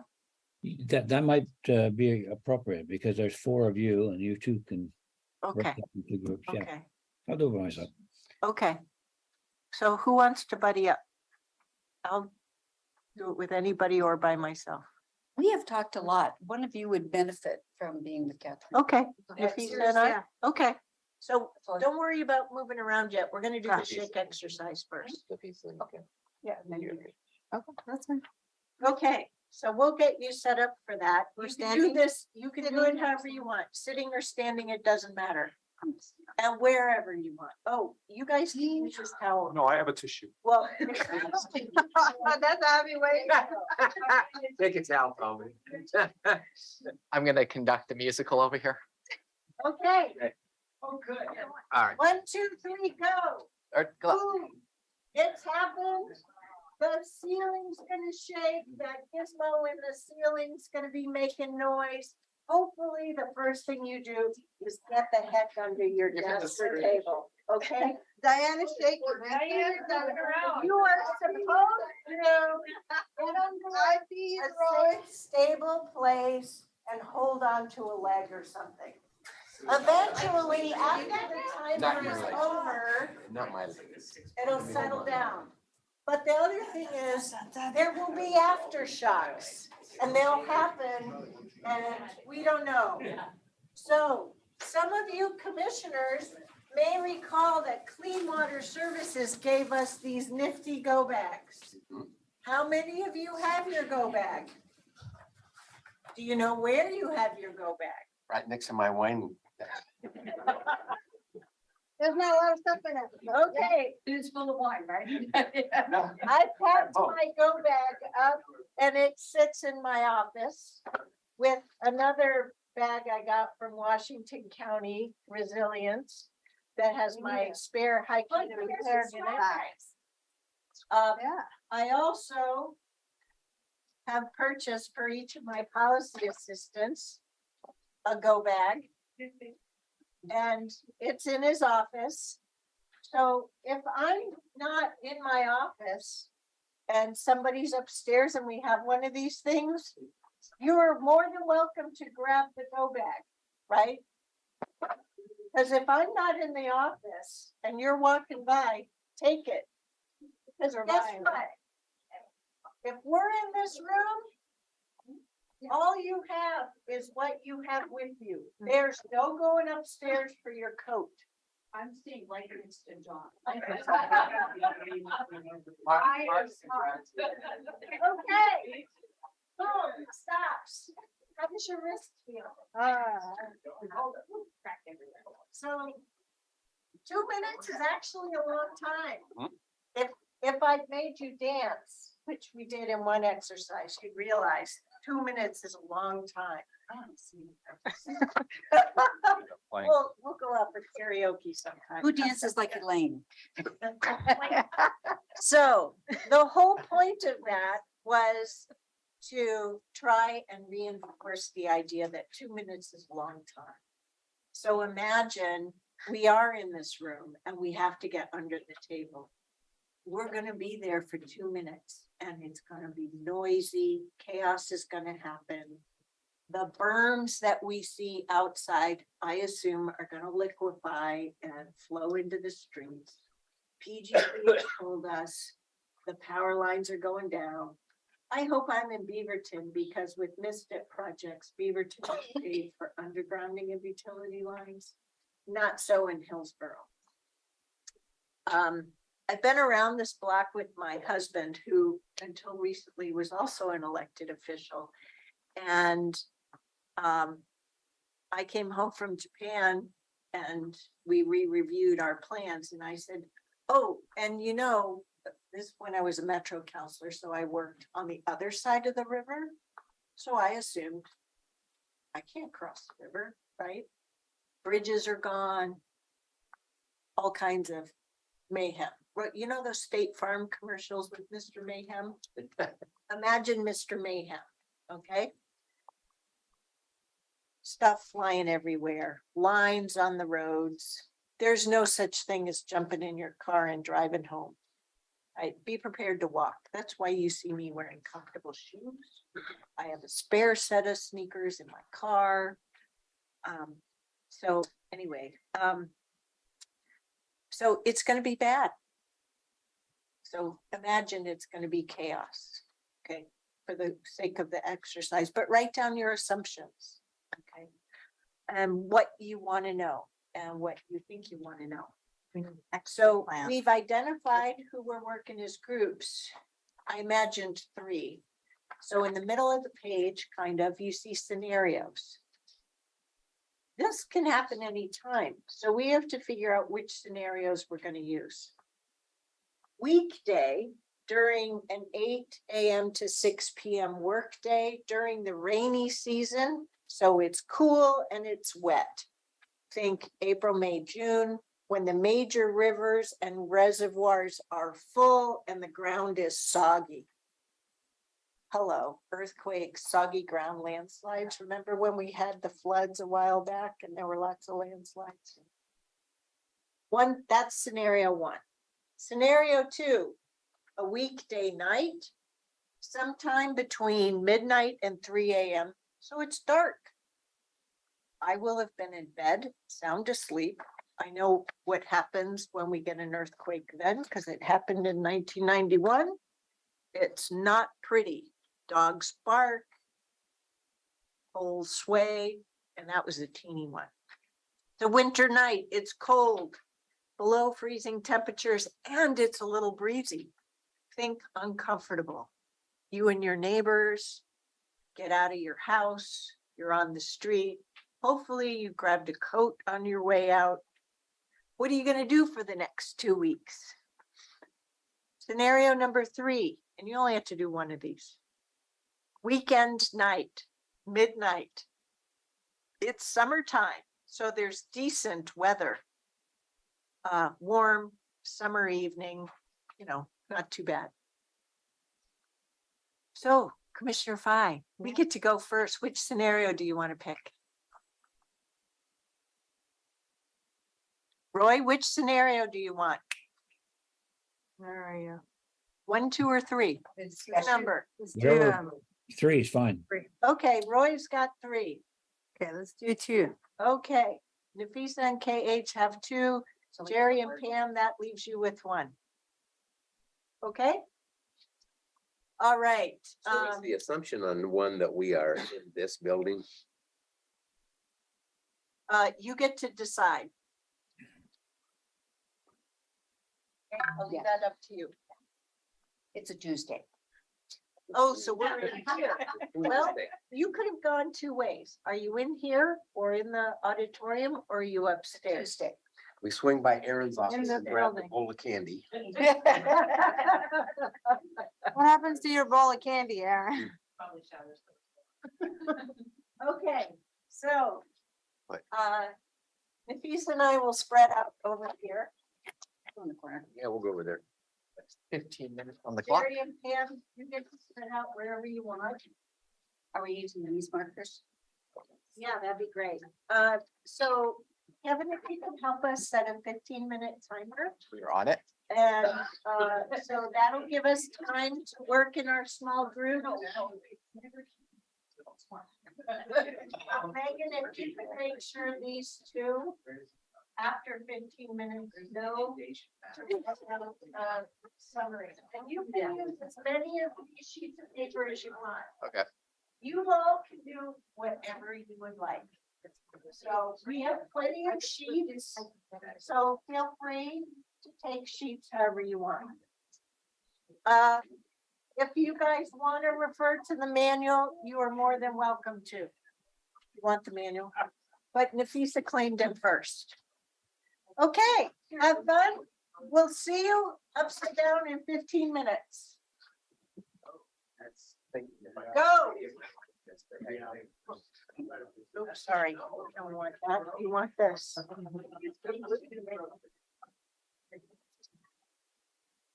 I'm getting a marker. Okay.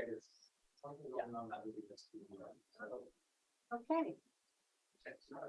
Hey, you guys, oh, if you were upstairs, you could grab the go bag. Oh, okay. But we're in the commission. Oh, you're right. I have my whistle. Okay. So.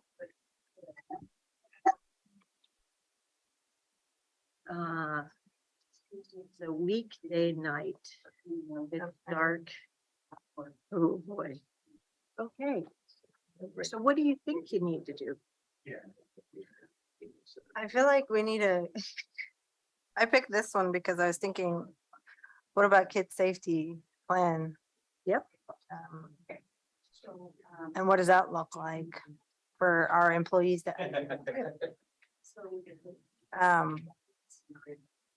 and then I'm not, I hope this, through this exercise, we have like somewhat of a MOU about what is our role and responsibility is clearly defined, because I'm not sure, other than having my own bag, getting the safety kit, the kid safety plan in place. Yeah. And then, Do you want to join us? yeah, Okay. she's- Join or Daniel, join. yeah, I think, Yeah. My wife? yeah, I think that would be great. kind of scary to Yeah. think, like, Yep. what So, is my role? so what we do know Mhm. is either by the charter or state law Mhm. that we get to declare emergencies. Mhm. And the governor will get to declare an emergency, but do we need to? Well, mine's more protect everyone else.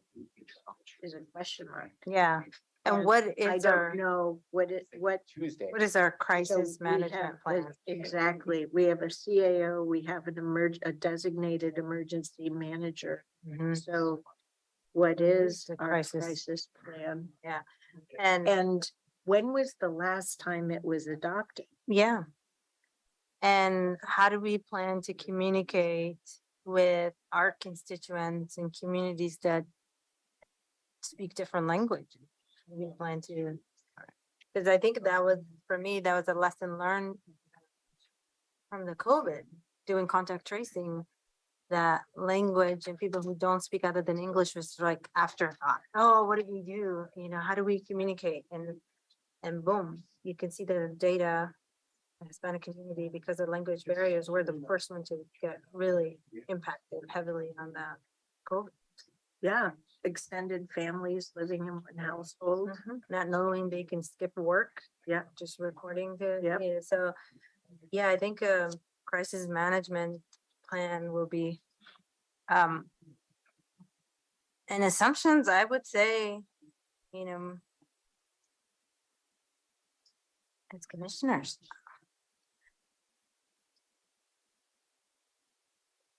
This is a Just- whole new space. Yeah.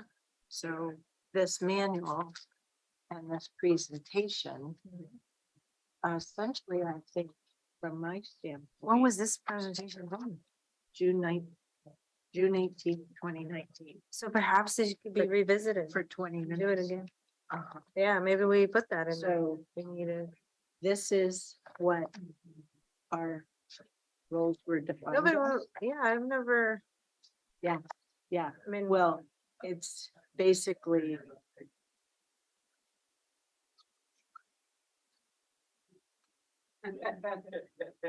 that's not true. Sounds like we have to do. So if a quorum of the board can't be convened after reasonable efforts, then the emergency services code assigns the emergency authority to the following official and vests that authority in the following order. The chair, the vice chair, any commissioner, the administrator, the assistant administrator, and then the sheriff. So, So the other thing I did not, Roy, so you hear this too. The other thing I forgot to mention is you cannot assume that all 5 of us are alive. Okay? If it's a Cascadia, it may be that only one of us lives, right? The others may be totally. So Commissioner Priest just wrote down Jerry's dead. Megan are underneath the desk crying. Jerry's dead. I got a short straw. oh my gosh, no way. So I see it. I'm witnessing. I'm hoping you're in Mexico, so. Mexico. Okay, so there you go. Now you got it. So anyway, so I put a copy of these slides and the worksheet in the notebook along with the document we were given. And I have a copy here on my shelf and a copy at home. But obviously, if it's Tuesday, I don't have it. Mhm, But in our scenario, it's a weekday night mhm. and it's cold and it's rainy. No. So we know we're not here, we're at home. Mhm. But if we have a responsibility, how do who do we get back in touch with? Yeah. Yeah, and where how? is the contact? Yeah. Who and how and Right, will they What? come looking for us or what? No Yeah. idea, Mhm. no idea. The other thing, oh, this is a story I started but forgot to finish. After the Japan trip, Mhm. I assumed that no matter where Mark and I are, we would be useful. That we would not worry about the other and we would just be useful. Because other people have kids, people are gonna be hurt, just be useful where you are. He has explained in no uncertain terms, I have one job, and that is to get home. Because he will be worried about me and waiting for me. So when I changed the jobs to this job, Mhm. I said, okay, well, I'll at least be in Washington County. But I assume I'm going to just help where I am. Mhm. And he said, let me remind you, Catherine, we've had this conversation. You are to come home. I will be worried about you. There is that. I will meet you here at home. Come home. Mm. I have to remind myself of that because my instinct is to help where I am. So this is where you gave me a gift, because I will already be at home. Yeah, this is, so you don't have to, And you will be with your kids yeah, versus if it was a weekday, not in the summer. Your kids will be in school. And so you'll have to get them. yeah. So I assume people with kids, and that includes colleagues,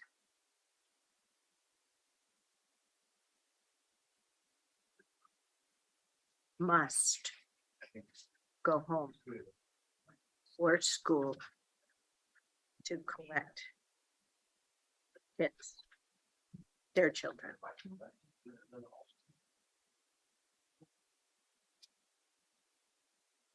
The other thing that we learned at Metro is, as public employees, assume once family is settled, that we must report back to work. Yeah. Okay, 5-minute warning. Yeah, where's your checking? And do you think it's better to have the authority, like in a memorandum of understanding approved by the board of this, like the roles and responsibilities, and how do we check in that we're alive and we're safe? Well, we should write down, some of this may be in code or in state rules. It's like, so what defines? But What we it's so do. hard to do, like the state, but if it's like a memorandum of understanding between commissioners approved and that it's easily accessible, then it's so easy to say, okay, the state will do step 1, we do step 2, we do step 3, and then after doing all that, depending on where we are, we check in with each other. Well, that's, And how do we what check I it? would assume that the crisis management plan Will dictate, yeah. makes this clear, Yeah, but we haven't been told what that is, yeah. Right. Yeah. So we don't this know. is where I assumed, John, I assumed that you're the expert in all of this and that we're just not informed. So just so you know, I've given you this crown. So hopefully you figured it out and we just have to make time for it. No, I'm not on the sheet. Oh, no, you're not at all. No, But we have so many questions. we're just, That's good. you're right. So the point was, what are our thoughts first? So subsequently, you can help us say, oh, no, we got all this covered. Don't worry. Here, And we just have to train you. Absolutely. Well, we'll see the extent we have it all covered. Okay. And Chair Harrington, question number 3. Yeah. I think I have for the county is the agency, the county, right? Right. I feel like the each new commissioner that comes on board should have a emergency preparedness onboarding by the county attorney, because that's the first person that goes I'm just reflecting my onboarding. First touch point was about rules and all this stuff was with Alan. And I think that onboarding should about this preparedness. And then each commissioner, I think it's like realistic to say, here's a packed bag for you. That all the necessary stuff you need. Is that a realistic ask to get a pack instead of saying go pack for yourself? Oh. Like an actual bag that's packed, like yours. That has all the essential stuff you need in there. And then trains you, like what those things are, it's part of the training you get. And includes the kid safety plan as well, too. And then we can train whoever we want to train. As commissioners, my role is this, and here's my responsibility. And the packet, the bag I got had these essentials, and these are the essentials you need.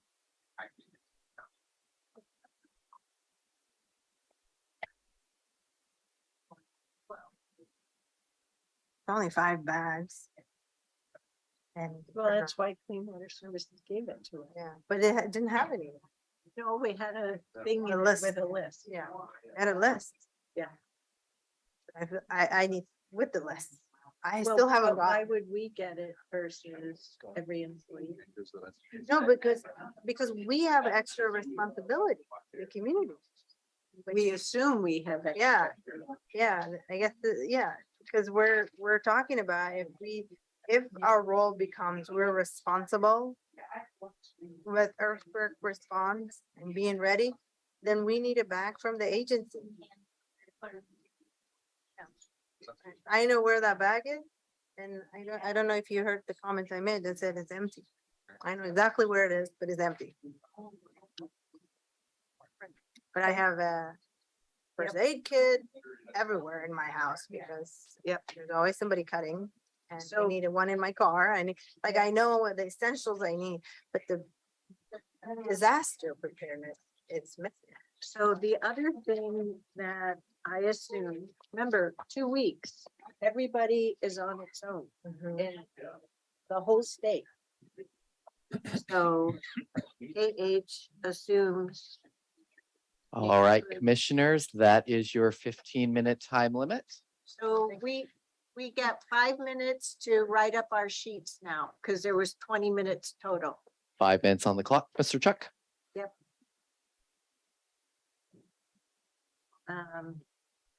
Roads, electricity. Yeah, like, I was thinking, like, the back, one of the things that will be ideal is to have a little book that has all the contacts you were referring to. You know, the roots book that we got at the sheriff's.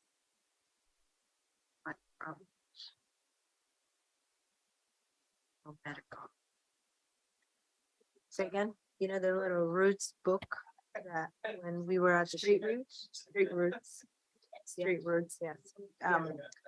That little book will be ideal to get one like that of like Little guidebook. yeah, of contact with contact. And where do we report that we're alive? Cell towers are gone. Yeah. Okay. Okay. Okay, so.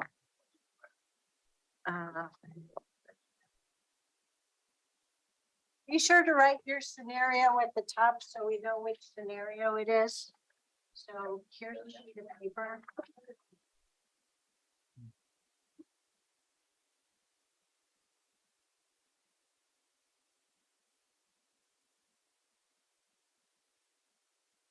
So, if you could write some stuff down. We don't have to be organized in our report. So where scenario.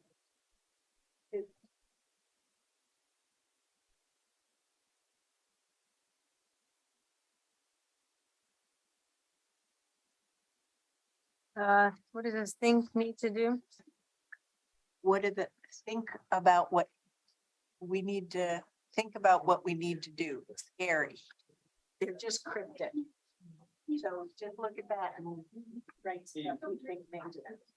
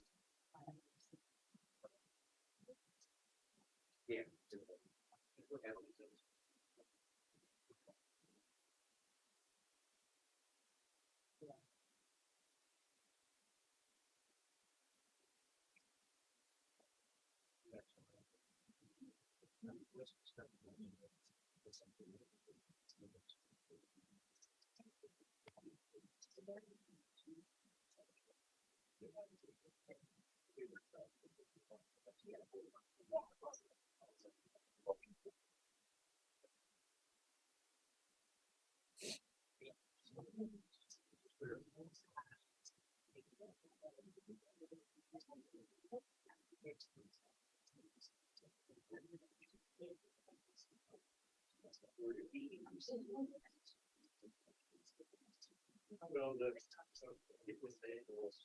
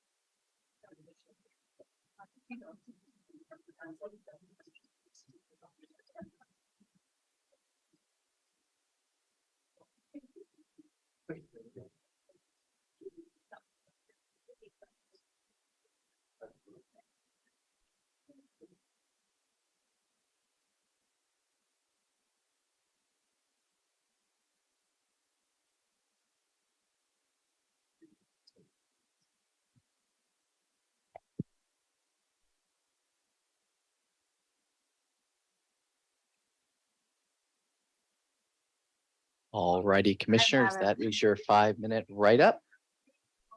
Sorry. We'll put another 5 minutes on the clock. Oh, no, wait a minute. Sorry. Perks of being chair. Yes.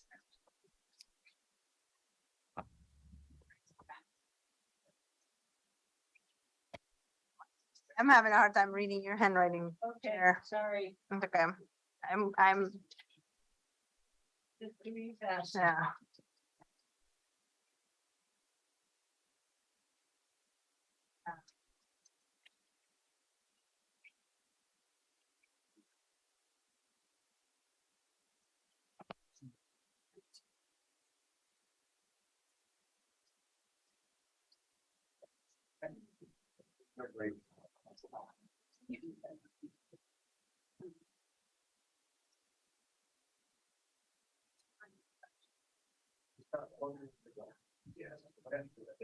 This is the additional business stoppage time. Stoppage time. Stoppage time. I didn't see it during it. I didn't either. Alright. It's the only software we go like that. Good one. Always 5 minutes, doesn't matter.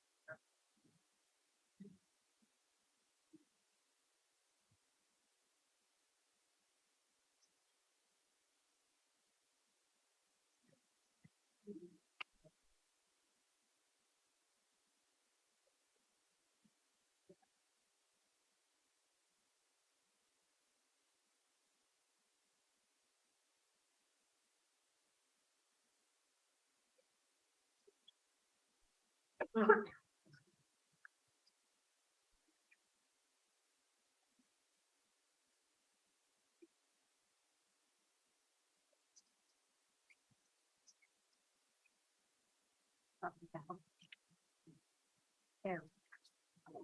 Yeah, that's a good one. So you got that.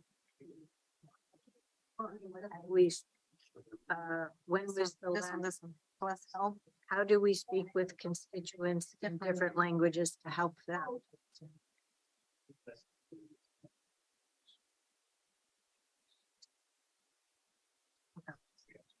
who needs to get in touch with who? Did you have that? No, no, yeah.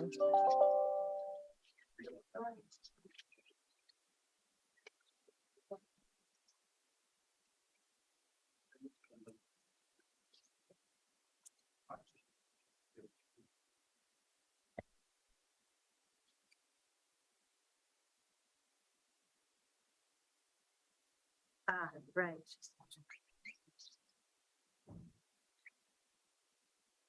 Yeah.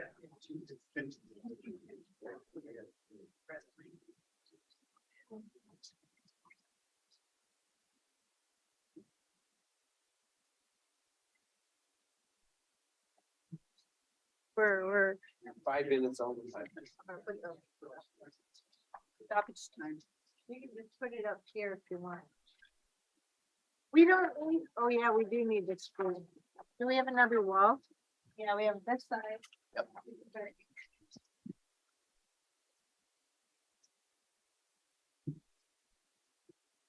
Oh, thank you.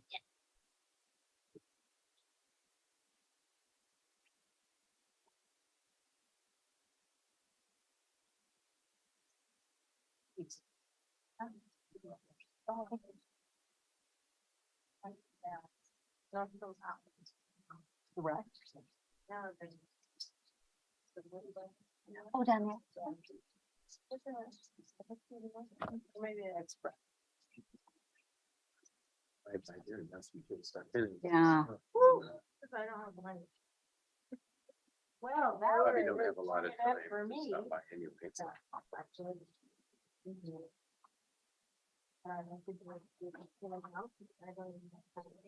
Well, I'm just gonna do this from here.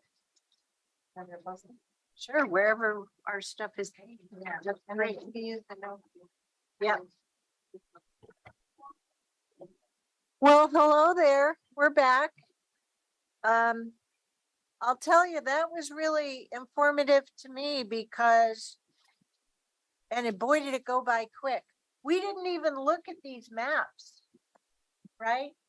So, I asked Daniel to find different maps for us because I wanted to make sure we took the seriousness of the situation. Obviously, since we designated Commissioner Willie Dead, is dead. Ooh, oh, that's cruel, heartless bunch I work with. that's a lot to take in. Noted, Tom.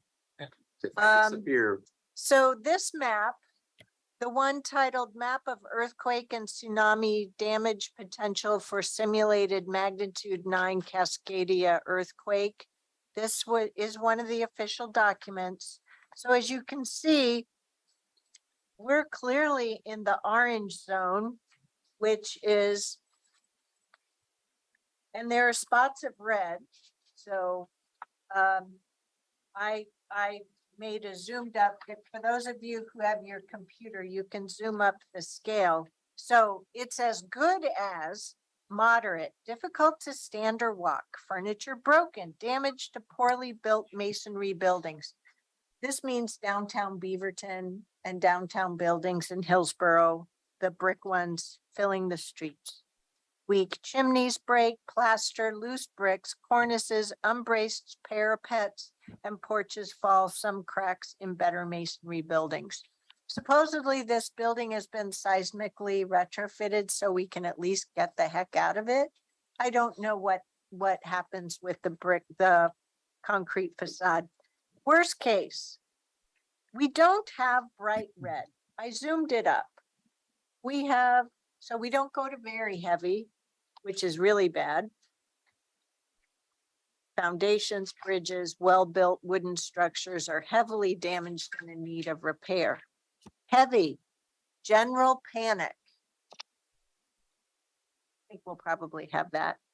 Serious damage to collapse in old masonry buildings, wood frame structures rack and shift off foundations if unsecured. I don't know if my house is secured to its foundation. Underground pipes are broken. So think about that. that's not just water pipes, the convenient ones to think about. That also means gas pipes. So I've thought a lot about the fact that I live in a 3-story house. It's going to sway a lot, but there's only at most 10.5 feet between the houses. So if the gas line ruptures with one of them, there's going to be fire around areas. So that's why when I say it's chaos, it really is chaos. So there's all kinds of other classification maps. So I wasn't sure what kind of visual aids we might need to imagine chaos. Because I've never been through anything like this before. I do know that prior to us being on the commission, and Roy probably remembers it, and Diane was on board, there was a tabletop exercise that people from this region participated in. Diane, do you want to give a brief overview to us of what that, for us, of what that was? Yeah, we were really fortunate. The emergency management folks were able to arrange for us to go back to Emmitsburg, Maryland, to FEMA's training center. So we had members from Washington County, the power company, cities, emergency management people, and we went through a whole table exercise of what would happen during an earthquake, how FEMA would respond, and the needs for the region. And it was particularly eye-opening when the power company said they would have to essentially string wire from the last standing pole, and it would take them literally weeks to get power restored. And we could have priorities of 1, 2, and 3 of where we wanted to put power. The other astounding thing was the amount of desks that would mount, and the need to provide that support, and where would it be, as well as the food and water shelters. It became very clear that one of the primary needs is that we all poop. So we would need to figure out how to create toilet systems, and they found that at the Tohoku earthquake. And some of the priorities for people that were in the disaster on day 1 in Japan, they found that they wanted toilets, they wanted blankets, they wanted medicine, so the ability to do first aid, sanitary products. And one of the astounding things was diapers for both children's and adults. But it was very eye-opening, and but a lot of work that needs to be done and thought in the pre-planning. So thank you, Chair Harrington. So there is no wrong way. Let me reassure you, right? These are just thoughts, ideas to help us get through a situation a little less badly than we would, right? How do we take a really bad situation and make it feel a little less bad, right? Commissioner Rogers, would you like to start us off and do your report out? You've been Sure. here the longest. You may be totally prepared for this, unlike me. Well, I'm not sure I'd do that. And thank you. That other meeting has been going on about 10 minutes, so I do want to jump. So let me give that report. Just to give you some background, here in Oregon, I went through the Columbus Day storm. Some of you, maybe Pam, you remember. That's a rather large windstorm. I've gone through St. Helens. I've gone through a number of minor earthquakes, and I was in San Francisco, in fact, downtown, the last time they had the large earthquake. So I saw what their response was, and I saw the damage and the Golden Gate Bridge and all that. I took it a little differently than you did, and I apologize if that's not what you wanted to do, but I assumed that what happened was a low-grade or even high-grade nuclear device was detonated, which caused a major eruption of volcanoes due to the earthquakes that were going on, and that we had major windstorms. Anyone who understands that atomic weapons are windstorm events. So if you had all that, you say, well, that's really beyond what we're looking at. Well, not really. It could happen. So what would happen is, one would be martial law, obviously, and who was who is responsible for that? That would be the police force. I don't think any of us want to be out there doing that. Lots of looting. We're not going to worry about our emergency bag. We're going to worry about who's taking it away from us.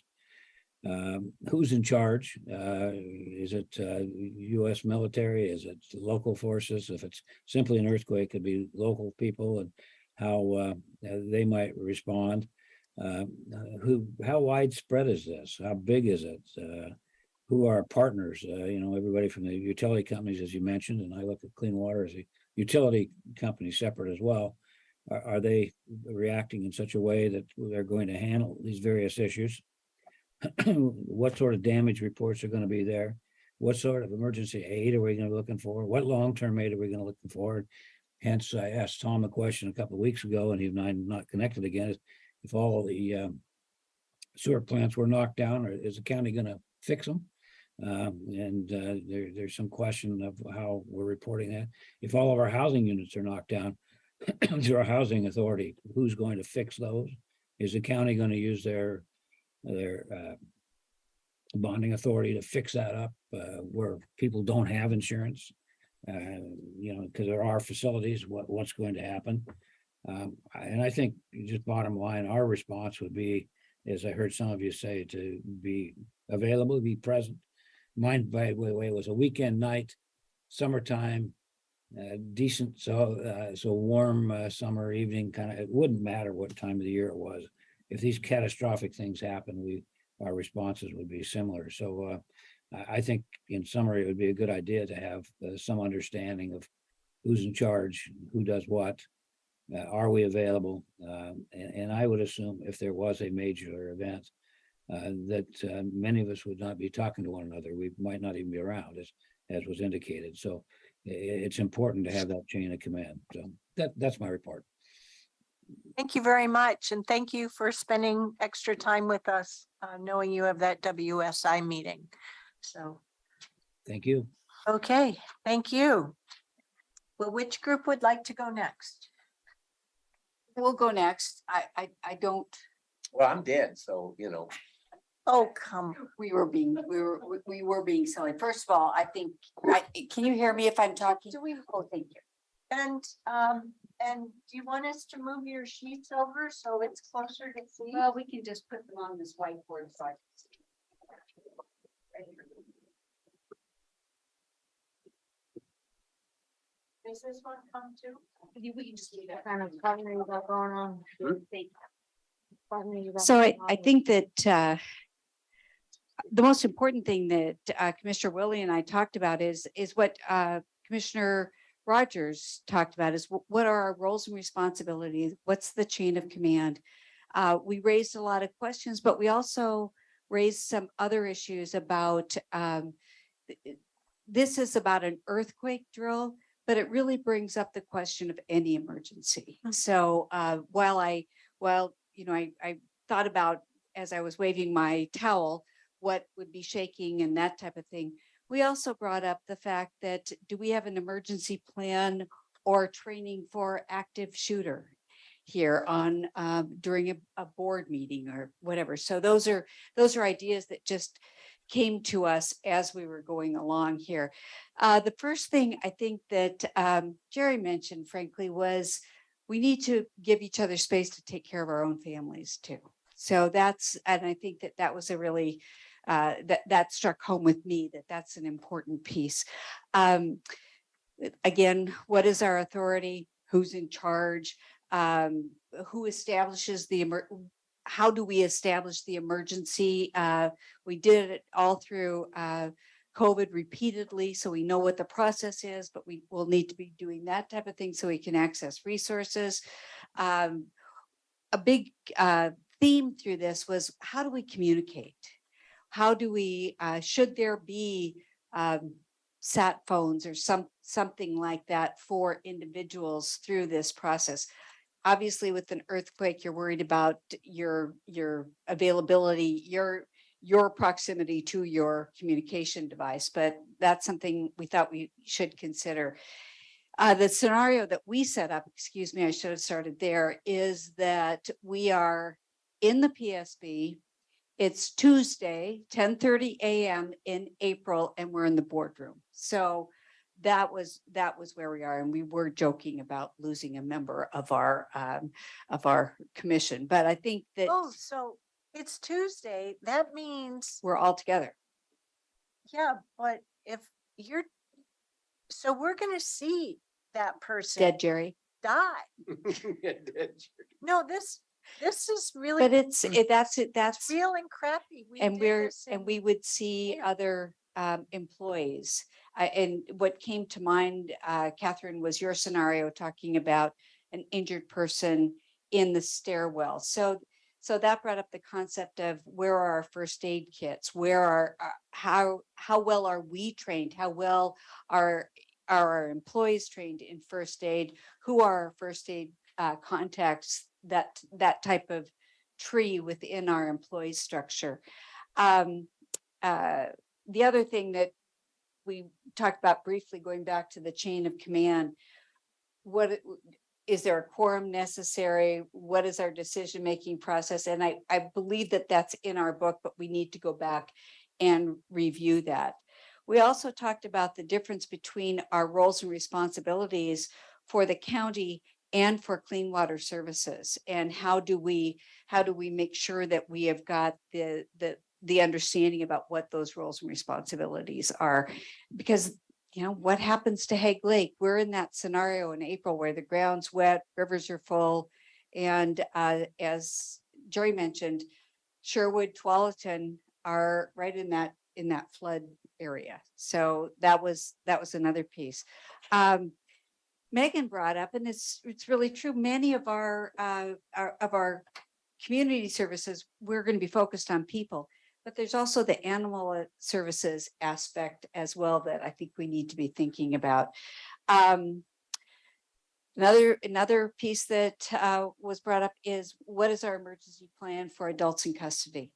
So how do we deal with that issue, and what is the plan in that regard? And I'm not assuming that that's I just want to be aware of what that plan is. I recently grilled Sheriff Garrett. I peppered him with those questions. Unfortunately, I'm afraid I scared him. Well, you scared me not too long ago, and today again. So, but it's I think good work comes out of anxiety. And to some degree, I think that that's what we're doing here, is saying, what are all the questions? We can create all types of scenarios. I really hadn't thought, our group didn't think about the martial law aspect, those types of aspects that Commissioner Rogers brought up. So I appreciate the opportunity to think about that. But at a very simple level, again, do we have contact lists? Do we know where people are? Can we put those, even though we may not be able to communicate through our phones? Do we have those on our phones so that we could call them up, and at least when we get to another communication device, have the information available? And I don't know about you, but I don't know that I know my frequently called numbers by heart. I push a button and it gets called.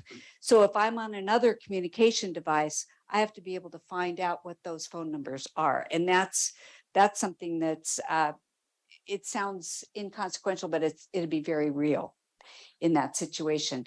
The other thing that we talked about is, as we go through this, there should be ongoing training for our Board of Commissioners. And it doesn't have to be a big training, but a quarterly review of key elements here. And we could build it into our roundtables. I don't think that that's a hard thing to do. And it might be just a piece from different emergency response teams and what happens there. So, and the other thing, as I mentioned, I always want to be really just like 1 or 2 steps away from John Wheeler.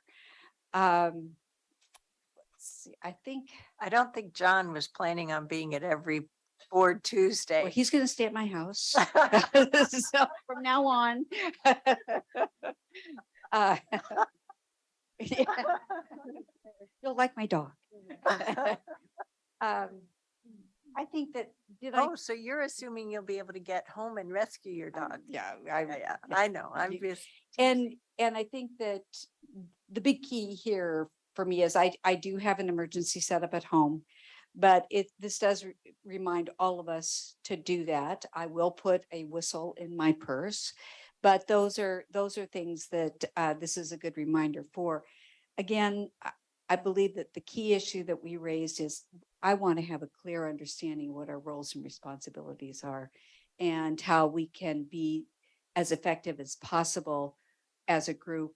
And while we recognize our need to take care of our personal lives as well, and the fact that our emergency responders will need our support in taking care of their personal lives. We saw that with COVID, and I think that that's another important piece. Did I forget anything? I mean, there's a whole bunch of things that, our scenario was we were here. But if I were doing the scenario at home is things like you talked about, where's the shut off valves for all these little things? I know where the water is, but I don't know where the Gas. gas is. Yeah, I bought one of those wrenches and put it right near my meter after going through one of these things. But that was the previous house. Mhm. I left it there. I need to get a new one for the current house. I also, I do know where the meter is. I guess My the shut offs there. hot water heater is earthquake strapped and all that Yes, that's jazz. fine. Yeah. So is the furnace, but yeah, it's just those little things. So what this does for me is starts walking you through the basic scenarios first. So One thing I did forget. that's like what Pam, well, we wrote down there. I'm sorry, Pam, but we just wrote down. So where's the first aid kits? Mhm. Where's the heart Defibrillators. defibs? Where's those at? We don't even know where that stuff is. So Mhm. knowing our own environment here would be good. The other thing that I forgot to mention in relationship to communication, we talked about, many of us use that system where you have an out-of-state person, Mhm. where if you're separated from your family and your loved ones, you call that person to make sure that people know where you are. We should probably have that type of system for an out-of-state contact for commissioners. And I recognize that, communications are going to be difficult, but just having a system in place when we can communicate, I think that that's important. Good job, Pam. Thank you. Yeah, thank you. I think I need the mic.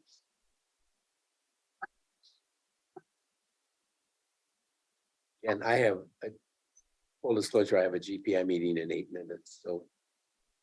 that Or will- planning on your part. We need, well, So, they so have tell me, some does it sort go of- 12-1? 12-1 is what it was. Okay, so how about this? Do we want to break for lunch now and reconvene at 1 o'clock and then finish up between 1 and 2? Sure. Okay, well then why don't we do that? Well, yeah, mine's from 12-1, so. Yeah. Mhm. And if you could let Commissioner Rogers know, we'll reconvene at 1 in case he wants to join us. That would be great. Could I ask, I'm just. There's just no curiosity. earthquake between 12 and 1. Oh, I'm so glad about that. We don't think. Anyway, that there isn't. I decree it. Thank you. How's that? Hello, Mother Nature, Oh, Mother Earth. I'm just curious what is our projection for this afternoon? And I have nothing planned. I'm just. Well, this is the last thing on the agenda. And if you look at the exercise, we're in the small group report out now. And I thought it would be good from our 3 report outs if we just had a board conversation. And, at least Like an we- action list? questions of one another, and then what kind of next steps do we want to have, and how do we ensure that we have a cadence for getting better prepared while we also have to take care of a gazillion other important things. And then I wanted to close on, do we want to have 2023 earthquake preparedness on the board initiatives, and then a wrap up. So that's why I think we'll be done within an hour. I'd also like to ask, John, are you going to be around in the afternoon? I'd like. Well, hang on. I wanted to make sure that today was just us expressing what our needs are and not ask our staff to expect that they come to us today. No, Okay. and I didn't want that from John. I just wanted to ask if there were any large areas. For example, I forgot to mention a transportation plan. We put that Yeah. up there as well. Yeah. So I just wanted to see if there's anything. We'll of come back to glaring that. hole. No, there's tons of glaring holes. And I could tell you this, that as a Metro counselor, the regional emergency transportation plan was quite old. So I put it on the required RTP list for either the 2014 or the 2018. So the regional transportation plan has been revisited somewhat recently, and they're now doing a better job of tracking it. And supposedly they also reviewed that via RDPO before 2018. So Thank you. And Chair, just as a reminder, John Wheeler and his team are here virtually. So just at the end, they can introduce themselves just to Oh, have cool. a face to a name, in person and virtually, just for the board's awareness. Well, and they may be sweating bullets going, oh dear, we didn't know our commissioners had such You woke the information needs. beast. No, Yeah. actually, I think they're excited to hear this conversation. And I was just making sure seeing John nod, but this is really a significant opportunity. And I want to commend the board for having this discussion, because this isn't a discussion that all elected officials have. So this just highlights the importance of emergency management, emergency preparedness, and being a learning organization. Oh, yeah. Don't be late for your So I go, meeting. do I get the towel? Is that a go? If you would like to keep it, you're welcome to keep it. Otherwise, it goes home and gets washed and all that jazz. So, okay, see you back at 1 o'clock. Thank you. I haven't turned it off. I don't want to break things.